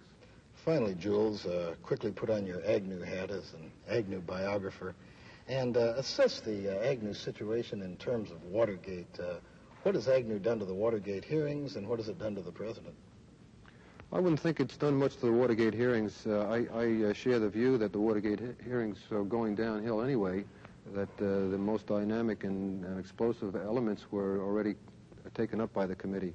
As far as what it does to the administration, I think it puts the president in still another crisis of leadership. He has not been able to side with his own attorney general, and he has not been able to side with his vice president. And I think it makes him look very weak. And the vice president, you've observed him for a long time. I think he's fighting with his back against the wall. I think he's doing what he feels is the only thing he can do. I'm kind of surprised and a little amused that he has chosen to almost exonerate the press on the matter of leaks, and I think and blaming others instead of attacking the press as we've come to know him to do. I think the reason clearly is that he needs friends. Jules, thanks very much for a marvelous rundown. Thank you. These committee hearings have been the subject of controversy since before they began in May. The newest debate revolves around whether or not what they're up to now is dull or exciting in showbiz terms, relevant or a waste of time as far as new information is concerned. Peter Kay has some thoughts about this current state of affairs. On this 42nd day of hearings, the Watergate Committee finds itself in a unique and uncomfortable position. For the first time today, there was no live television coverage. The press tables were half filled, and even the lineup of people waiting to get in was way smaller than it's been. Among senators themselves, interest seems to have been diminished. Only 5 senators were present when the hearing started, 20 minutes late. Part of this apparent apathy can be explained by the absence of star quality in today's 2 witnesses, Robert Benz and Douglas Kelly. But the committee faces a more fundamental problem. The dirty tricks phase of the investigation just hasn't caught on. Now, maybe it's because last summer's hearings were a tough act to follow. Perhaps the public is tiring of Watergate. Or maybe people believe that dirty tricks are a natural part of campaigning, natural though regrettable, and that 1972 really produced nothing new.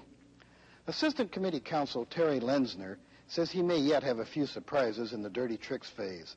So might the Republican minority, but don't count on it. As for the final, or campaign financing phase, Assistant Committee Counsel Dave Dorson says it will be interesting, informative, important, but hardly sensational. The committee's quandary is further complicated by another factor, the possibility that the Senate may recess from October 12th to 29th. Now, this would leave the committee with one of 3 rather unpleasant alternatives. Either it would have to cut the hearings short, extend them beyond the proposed November 1st deadline, or keep working while other senators are recessing.